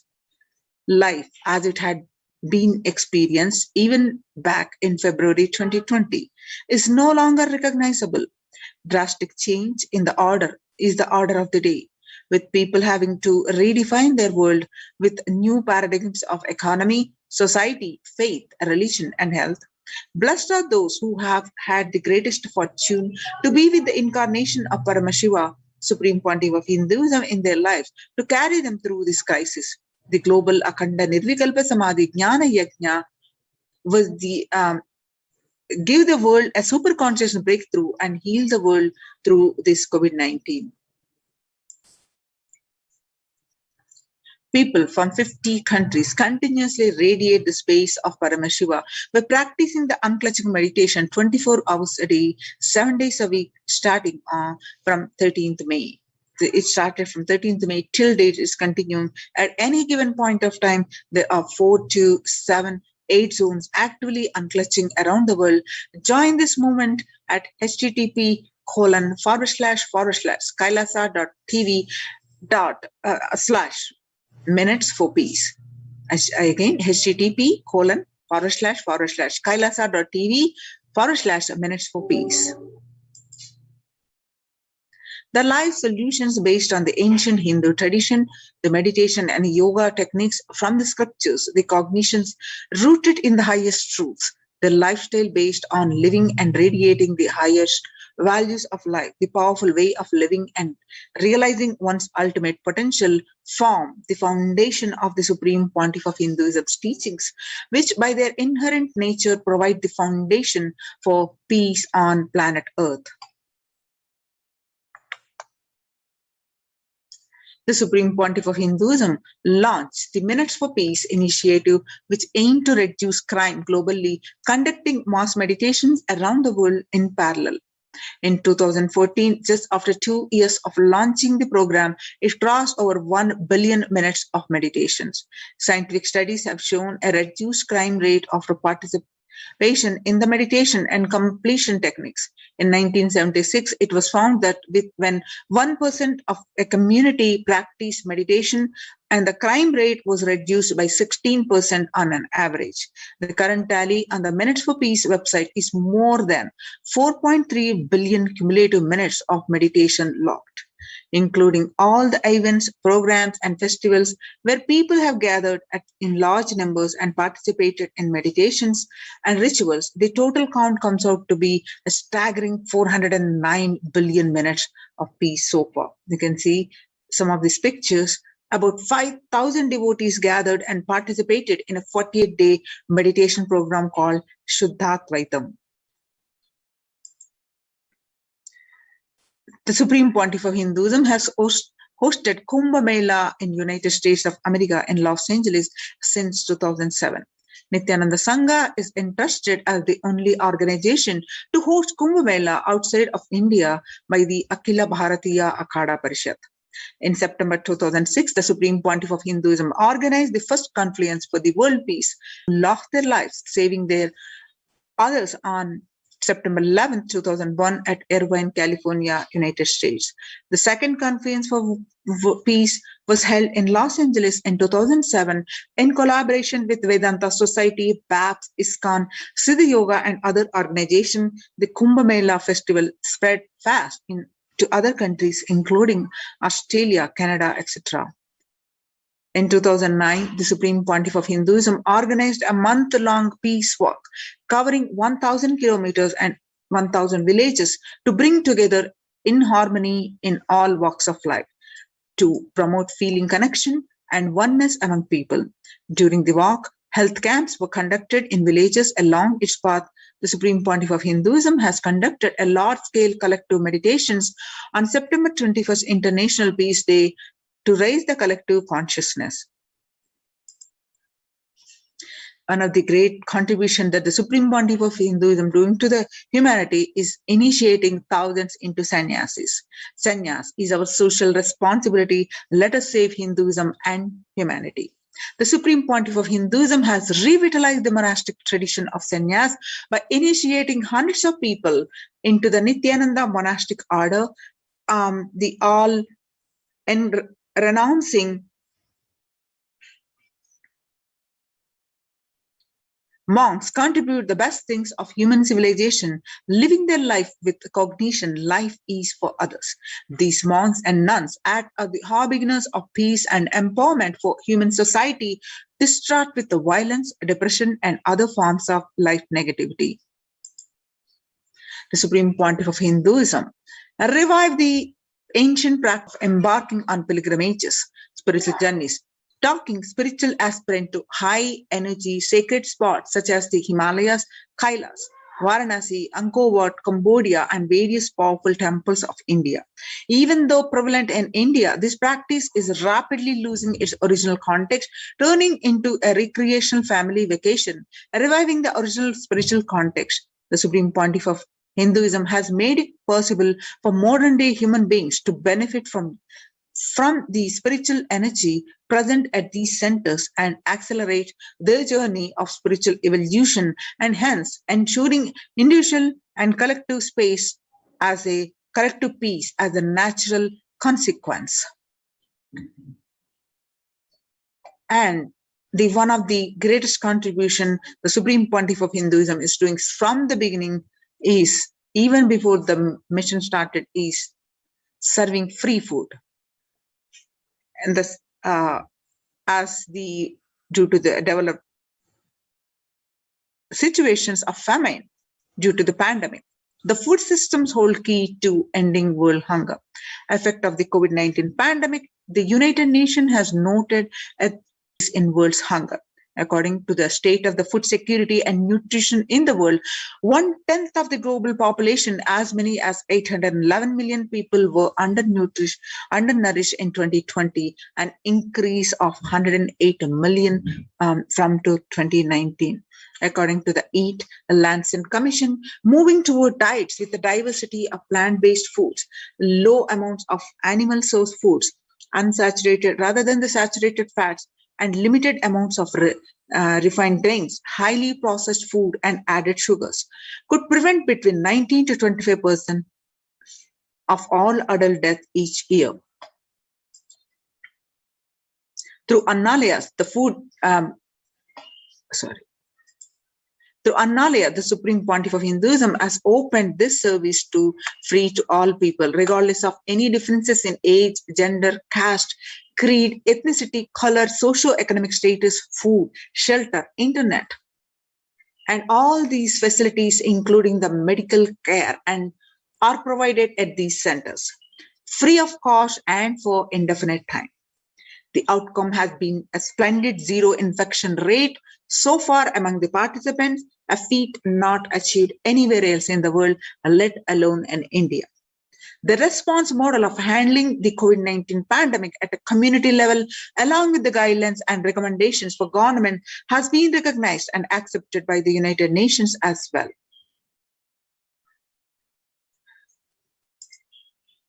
And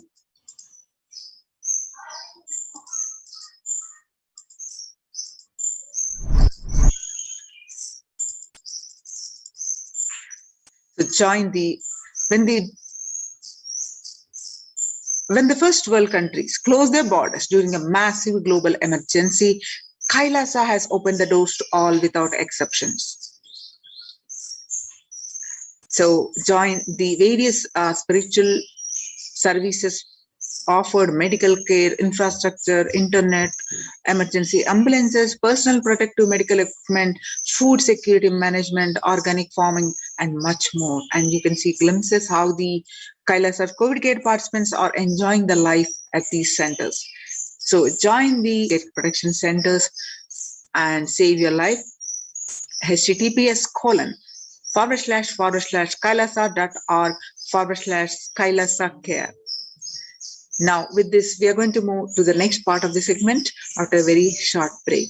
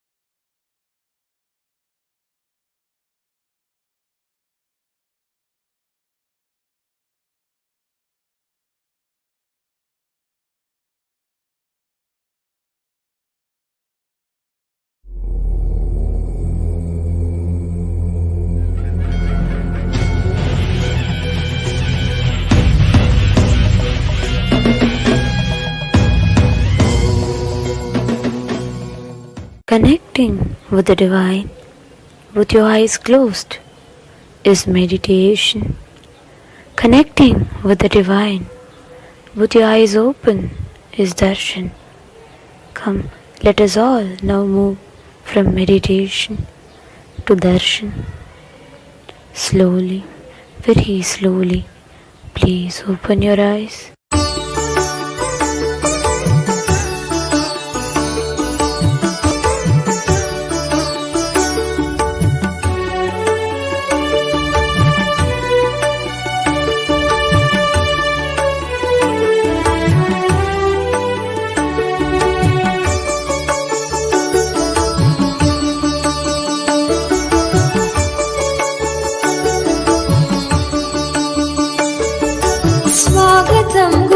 Shri ನಿತ್ಯಾನಂದರಿಗೆ ನಿತ್ಯಾನಂದದ ಸ್ಥಿತಿ ನೀಡುವ ದೇವ ನಿತ್ಯಾನಂದರಿಗೆ ಸ್ವಾಗತಂ ಗುರು ಶ್ರೀ ನಿತ್ಯಾನಂದರಿಗೆ ನಿತ್ಯಾನಂದದ ಸ್ಥಿತಿ ನೀಡುವ ದೇವ ನಿತ್ಯಾನಂದರಿಗೆ ಸ್ವಾಗತಂ ಗುರು ಶ್ರೀ ನಿತ್ಯಾನಂದರಿಗೆ ನಿತ್ಯಾನಂದರಿಗೆ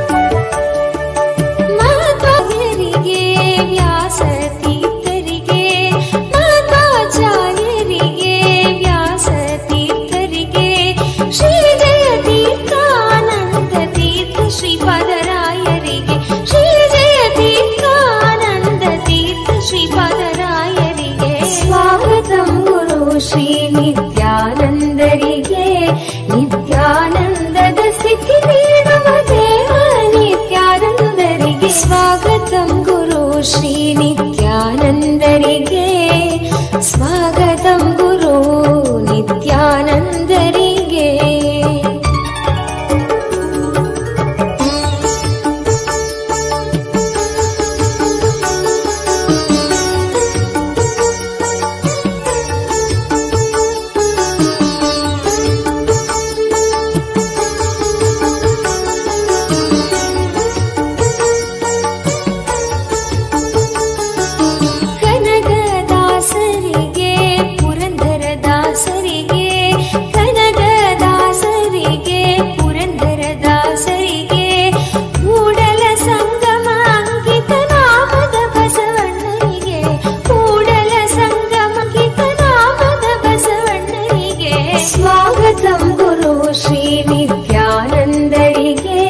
ನಿತ್ಯಾನಂದದ ಸ್ಥಿತಿ ನೀಡುವ ದೇವ ನಿತ್ಯಾನಂದರಿಗೆ ಸ್ವಾಗತಂ ಗುರು ಶ್ರೀ ನಿತ್ಯಾನಂದರಿಗೆ ನಿತ್ಯಾನಂದರಿಗೆ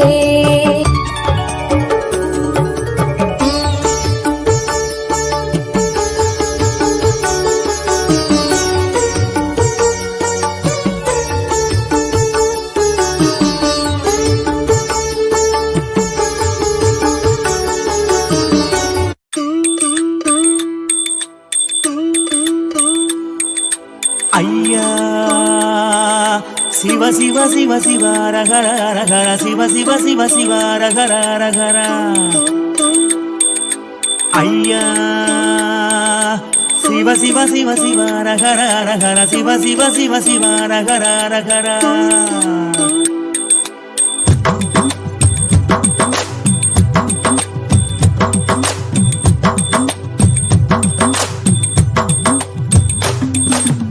ஊரறியே என் பேரறியே உறவறிய தவத்துறவறிய உள்ளொன்று புறம் ஒன்று பேசறிய உமை சிவன் போலே வேறறிய சிவ சிவ சிவ சிவ ரகர ரகர சிவ சிவ சிவ சிவ ரகர ரகர சிவ சிவ சிவ சிவ ரகர ரகர சிவ சிவ சிவ சிவ ரகர ரகர காலையும் மாலையும் கணக்கறிய நாடும் கோடும் நான் அறிய பாலையும் சோலையும் பிரித்தறிய பரம பரஞ்சோதி அடி சிறிய சிவ சிவ சிவ சிவ ரகர ரகர சிவ சிவ சிவ சிவ ரகர ரகர சிவ சிவ சிவ சிவ ரகர ரகர சிவ சிவ சிவ சிவ ரகர ஐயா ஊனறிய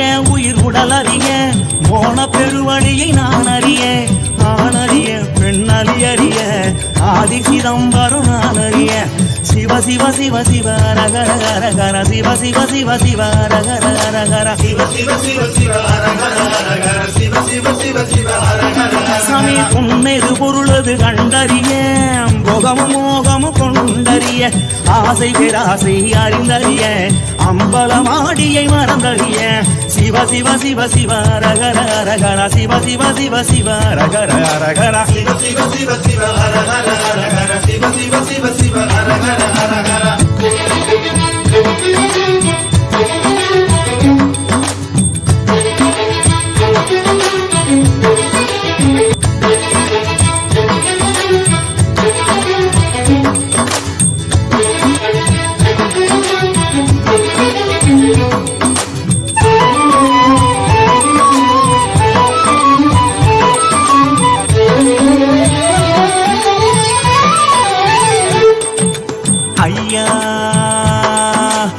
சிவ சிவ சிவ ரகர ரகர சிவ சிவ சிவ சிவ ரகர ரகர ஐயா சிவ சிவ சிவ சிவ ரகர ரகர சிவ சிவ சிவ சிவ ரகர ரகர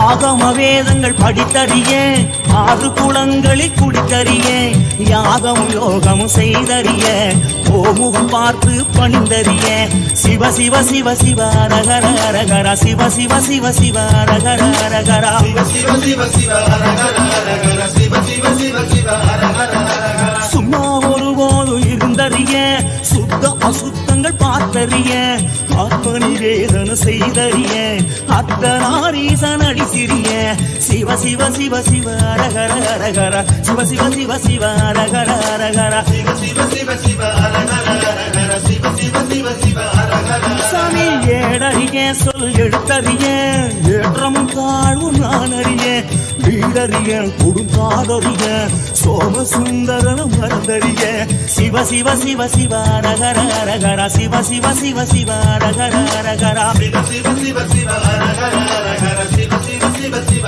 ரகர உணவறிய ஊரும் உணர்வறிய உள்யது வெளியது நான் அறிய கணவறிய மெய் நனவறிய கனக சபாவரி அடிசிறிய சிவ சிவ ரகர ரகர சிவ சிவ சிவ சிவ ரகர ரகர சிவ சிவ சிவ சிவ ரகர ரகர சிவ சிவ சிவ சிவ ரகர ரகர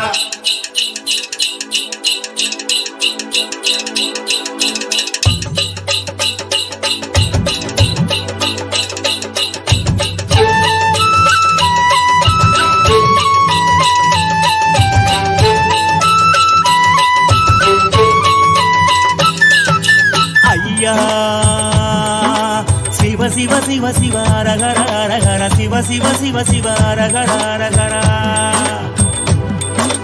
ஐயா சிவ சிவ சிவ சிவ ரகர ரகர சிவ அருமருந்தே அண்ணாமலையோனே ஆனந்த நித்யனே அகருள் மாய்ப்பவனே சிறிதே சிந்தை இறங்கி கருதும் எக்கணத்திலும் எம் கண்முன்னே நீயாடிவா அழகு திருநடமிடும் எங்கள் அம்மையப்பனே பழகு தமிழில் உன்னை பாடி நின்றோம் தூயவனே ஞானவனே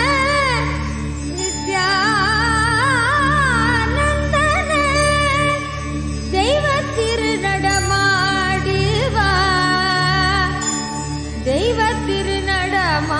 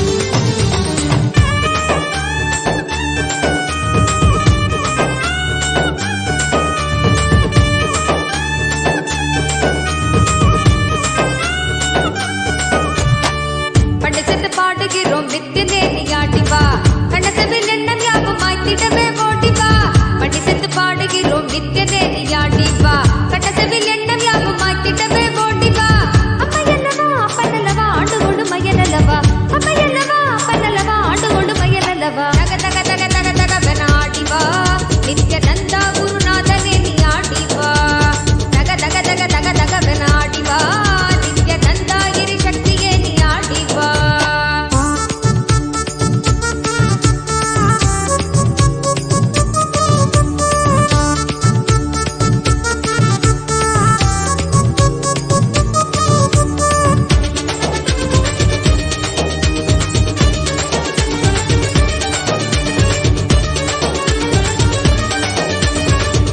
பின்னாடுவதும் இன்னலுருவான வாழ்வை இன்பமாக மாற்றிவிடும் திவ்ய விதி மாற்றி நித்யானந்தமாக ஏற்றும் நித்யானந்தனே நீ ஆடி ஆடிவா மின்னலென நிற்க நீயும் கால்கள் பின்னாடுவதும் இன்னலுருவான வாழ்வை இன்பமாக மாற்றிவிடும் திவ்ய விதி மாற்றி நித்யானந்தமாக ஏற்றும் நித்யானந்தனே நீ ஆடி ஆடிவா மோதும் வினையாவும் நித்தின் பாதம் கண்டிடும் நேரம் நீதும் தெளிவாகி நன்மையாக மாறக்கூடும் விதி மாற்றிடும் காத்தமை ஏற்றிடும் வித்தைகள் செய்துவிட தக தக தக தக தகவென ஆடிவா நித்யநந்தா குருநாதனே நீ ஆடிவா தக தக தக தக தகவென ஆடிவா நித்யநந்தா கிரி சக்தியே நீ ஆடிவா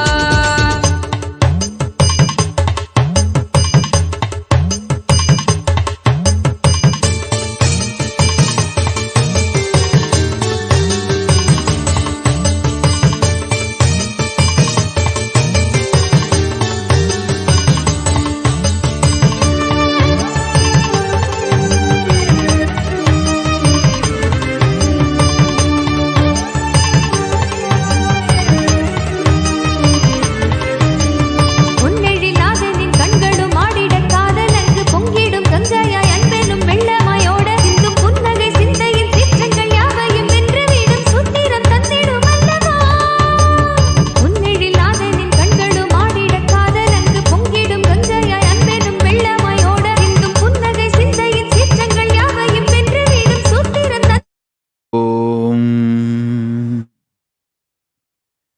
நித்யானந்தேஸ்வர பரமசிவசமாரம்பாம் நித்யானந்தேஸ்வரி பரமசக்தி மத்யமாம் அஸ்மதாச்சார்ய பர்யந்தாம் வந்தே குரு பரம்பராம்.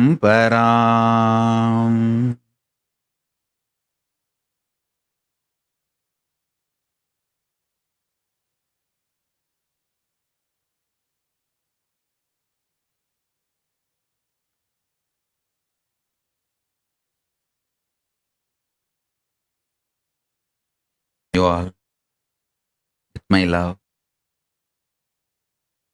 and blessings,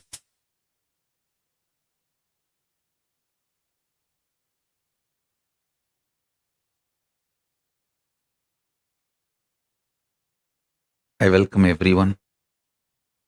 Sarvanya Pita Karta, Yajaman, Manifestors, Sarvabarityagis, Shri Mahans, Kotari, Tanedar, visitors, viewers, everyone sitting with us all over the world. I welcome all of you with my love and blessings.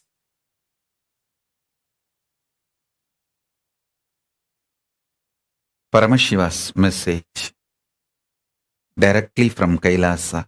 Listen.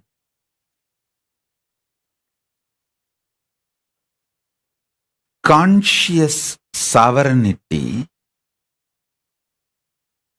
is the manifestation of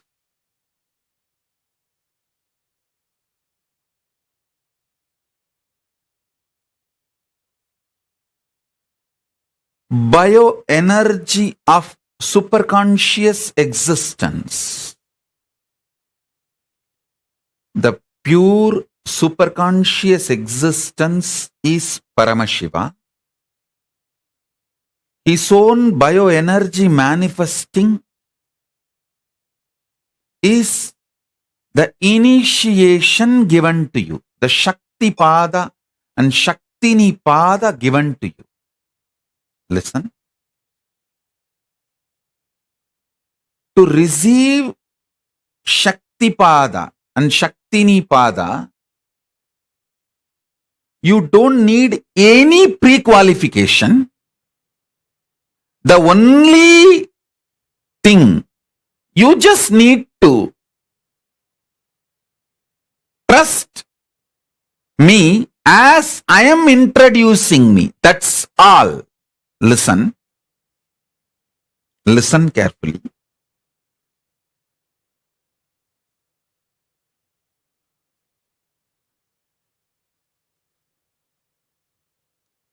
When Arunagiri Yogeshwara, my guru, when he was giving me some initiation, it was an initiation related to astrology science. When he gave that initiation so clearly,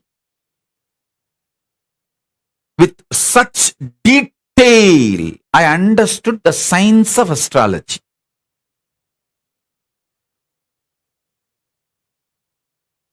So I asked him, before you gave me darshan, you see, before Arunagiri Yogeshwara gave me physical darshan and started initiating me, I was taught many sciences by other gurus like Raghupati Yogi, Narayana Swami, Kuppammal. Many of them taught me many different sciences. I asked Arunagiri Yogeshwara, can you give me initiation in those sciences also? He just laughed and said, when I gave you the Shakti Pada initiation, what did you think of me? Arunagiri Yogeshwara asked me. I said, you are God, Shiva. That's all I know at that time. At that time, I know Arunachala is Shiva. And Shiva himself comes as Guru and gives you initiation. I was simply clear about it. It is too simple and too straight. And simply clear about it.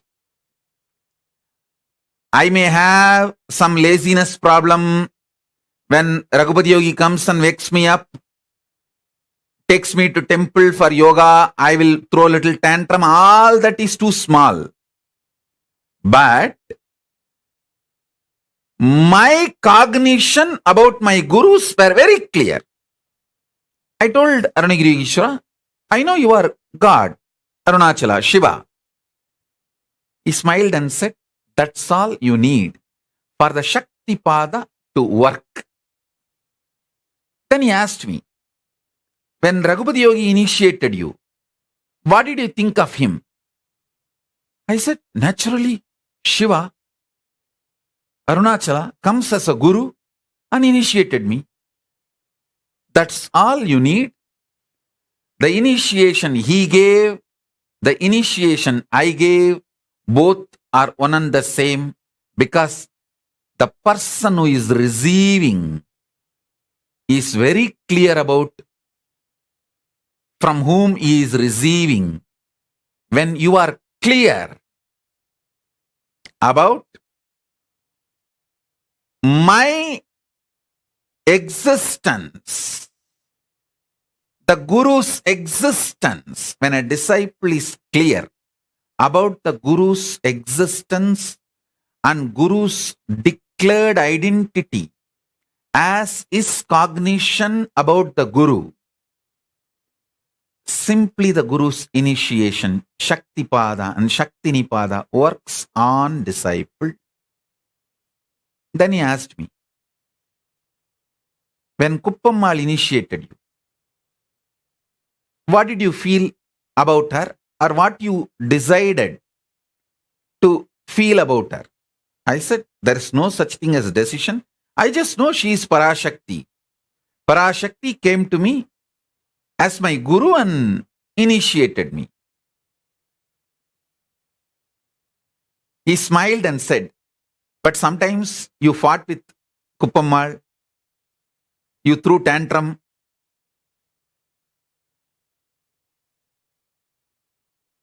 Especially when she makes me drink that bitter aushadas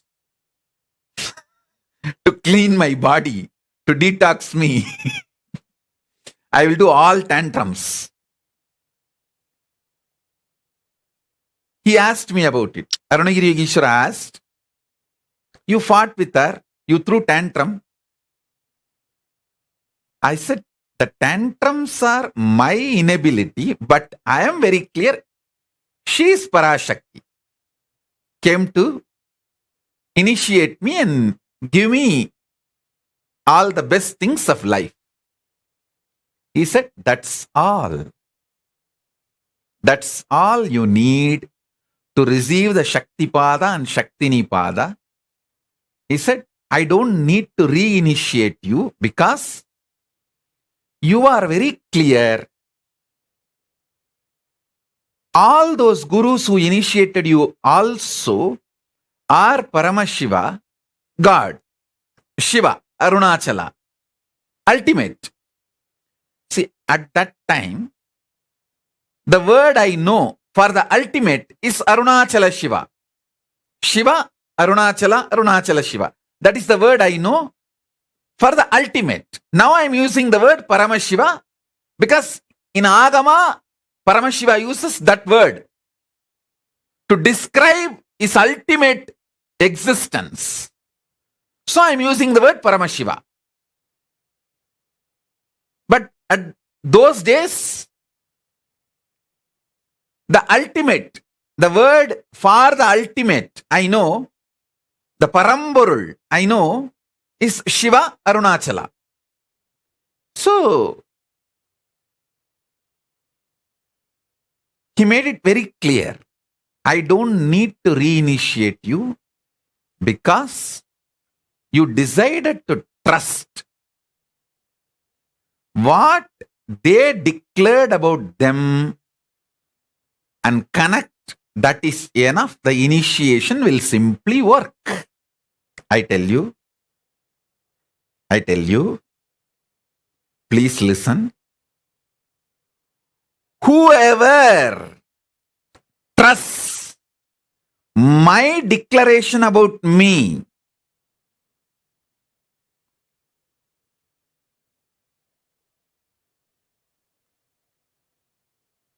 my existence, how consciously I exist, what is my identity, how I operate, what is my inner software, what is the agamic structure.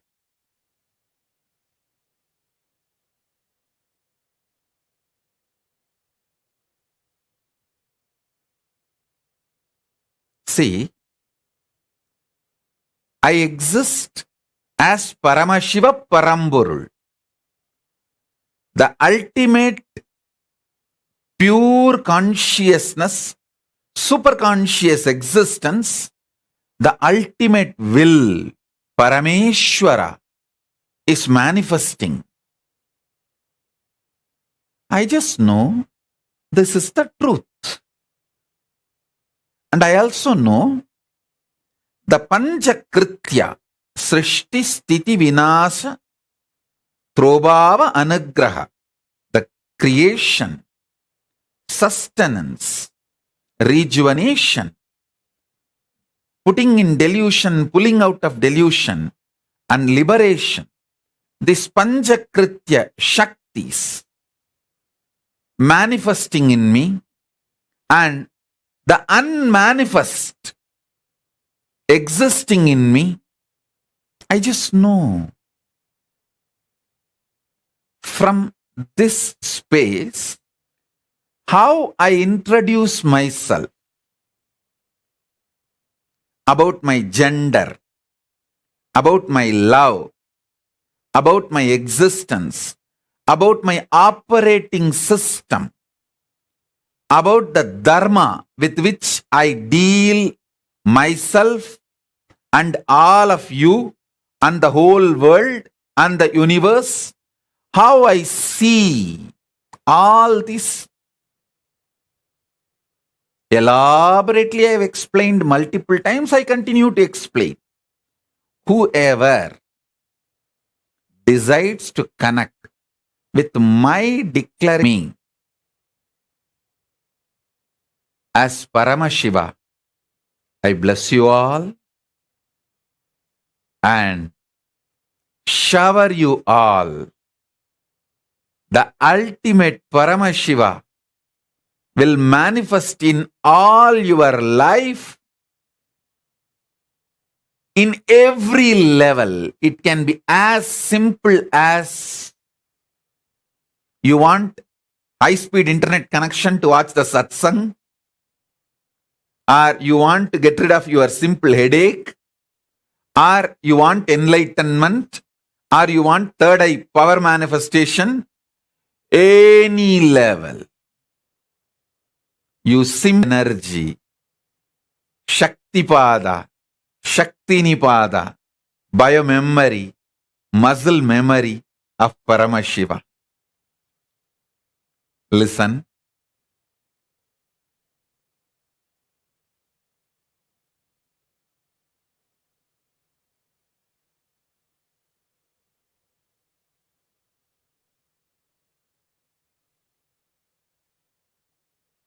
Listen intensely whether my daughters, Jyotika got corona, and some more of my sannyasis and adinavasis, kailasavasis got corona. All I did is just connecting with them and making them connect with my identity as I declare myself, as I reveal myself. That's all.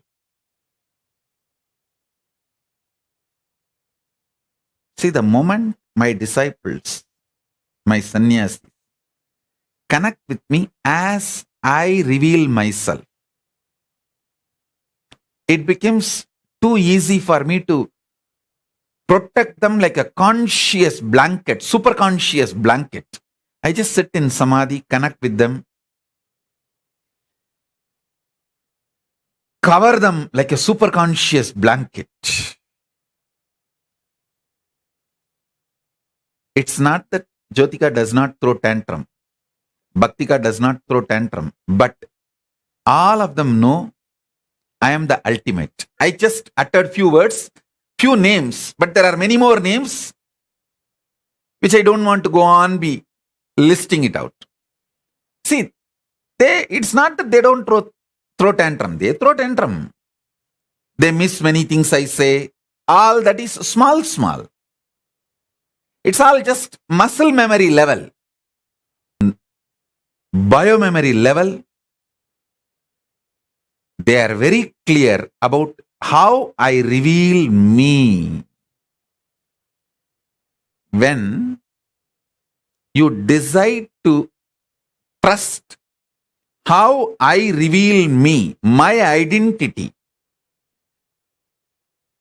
as Paramashiva, this fire, Tejas, starts manifesting in you. You also start experiencing this same identity in you. Actually, there is one more disciple. She got all the symptoms of corona. But she is very clear, I am Paramashiva. That's all I needed. I just consciously enveloped,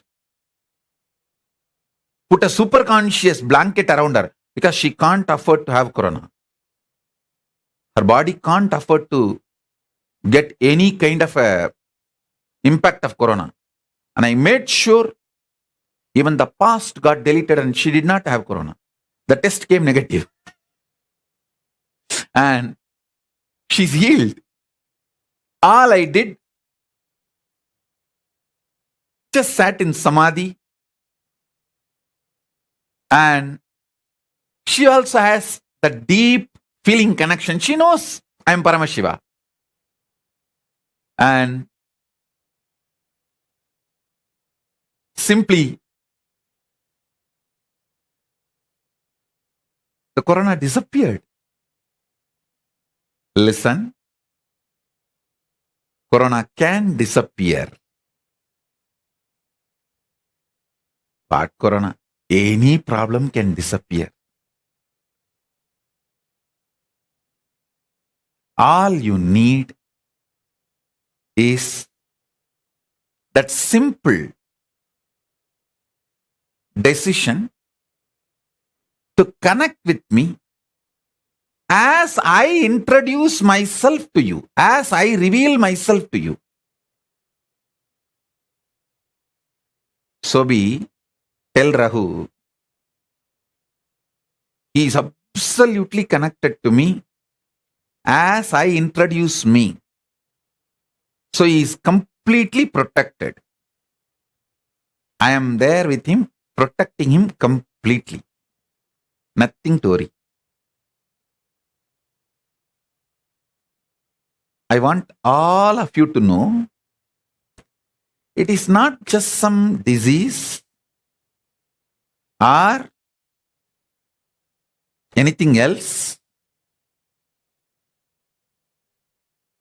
In every level, even power manifestation, all you need is just sit with the decision. I trust Swamiji as Swamiji reveals himself to me. As he has revealed himself, I am not going to do any independent investigation with the druggies, rapists, devil worshippers, culinaries, and foxes, all those criminals' versions about Swamiji, their introduction, their definition of Swamiji, I am not going to accept. I am going to accept Swamiji's introduction about himself. How he reveals himself to me, how he revealed himself. I am going to trust only that. Nothing else. That's all you need. I tell you, listen, I tell you, just now I am fresh from samadhi. You can see my eyes and face. Just fresh from samadhi. I'll tell you how in this universe, the billions of stars and mandalas, the stars which gives birth to stars, how billions are there. Same way only in our body, the billions and trillions of cells. Each cell is a mandala which can give birth to another cell. I am telling you, that Brahmanda, being soaked in that Brahmanda, this Pindanda is revealing itself to you, talking to you. All you need is just decide to connect with my revelation about myself and sit. This bioenergy of Paramashivoham in you.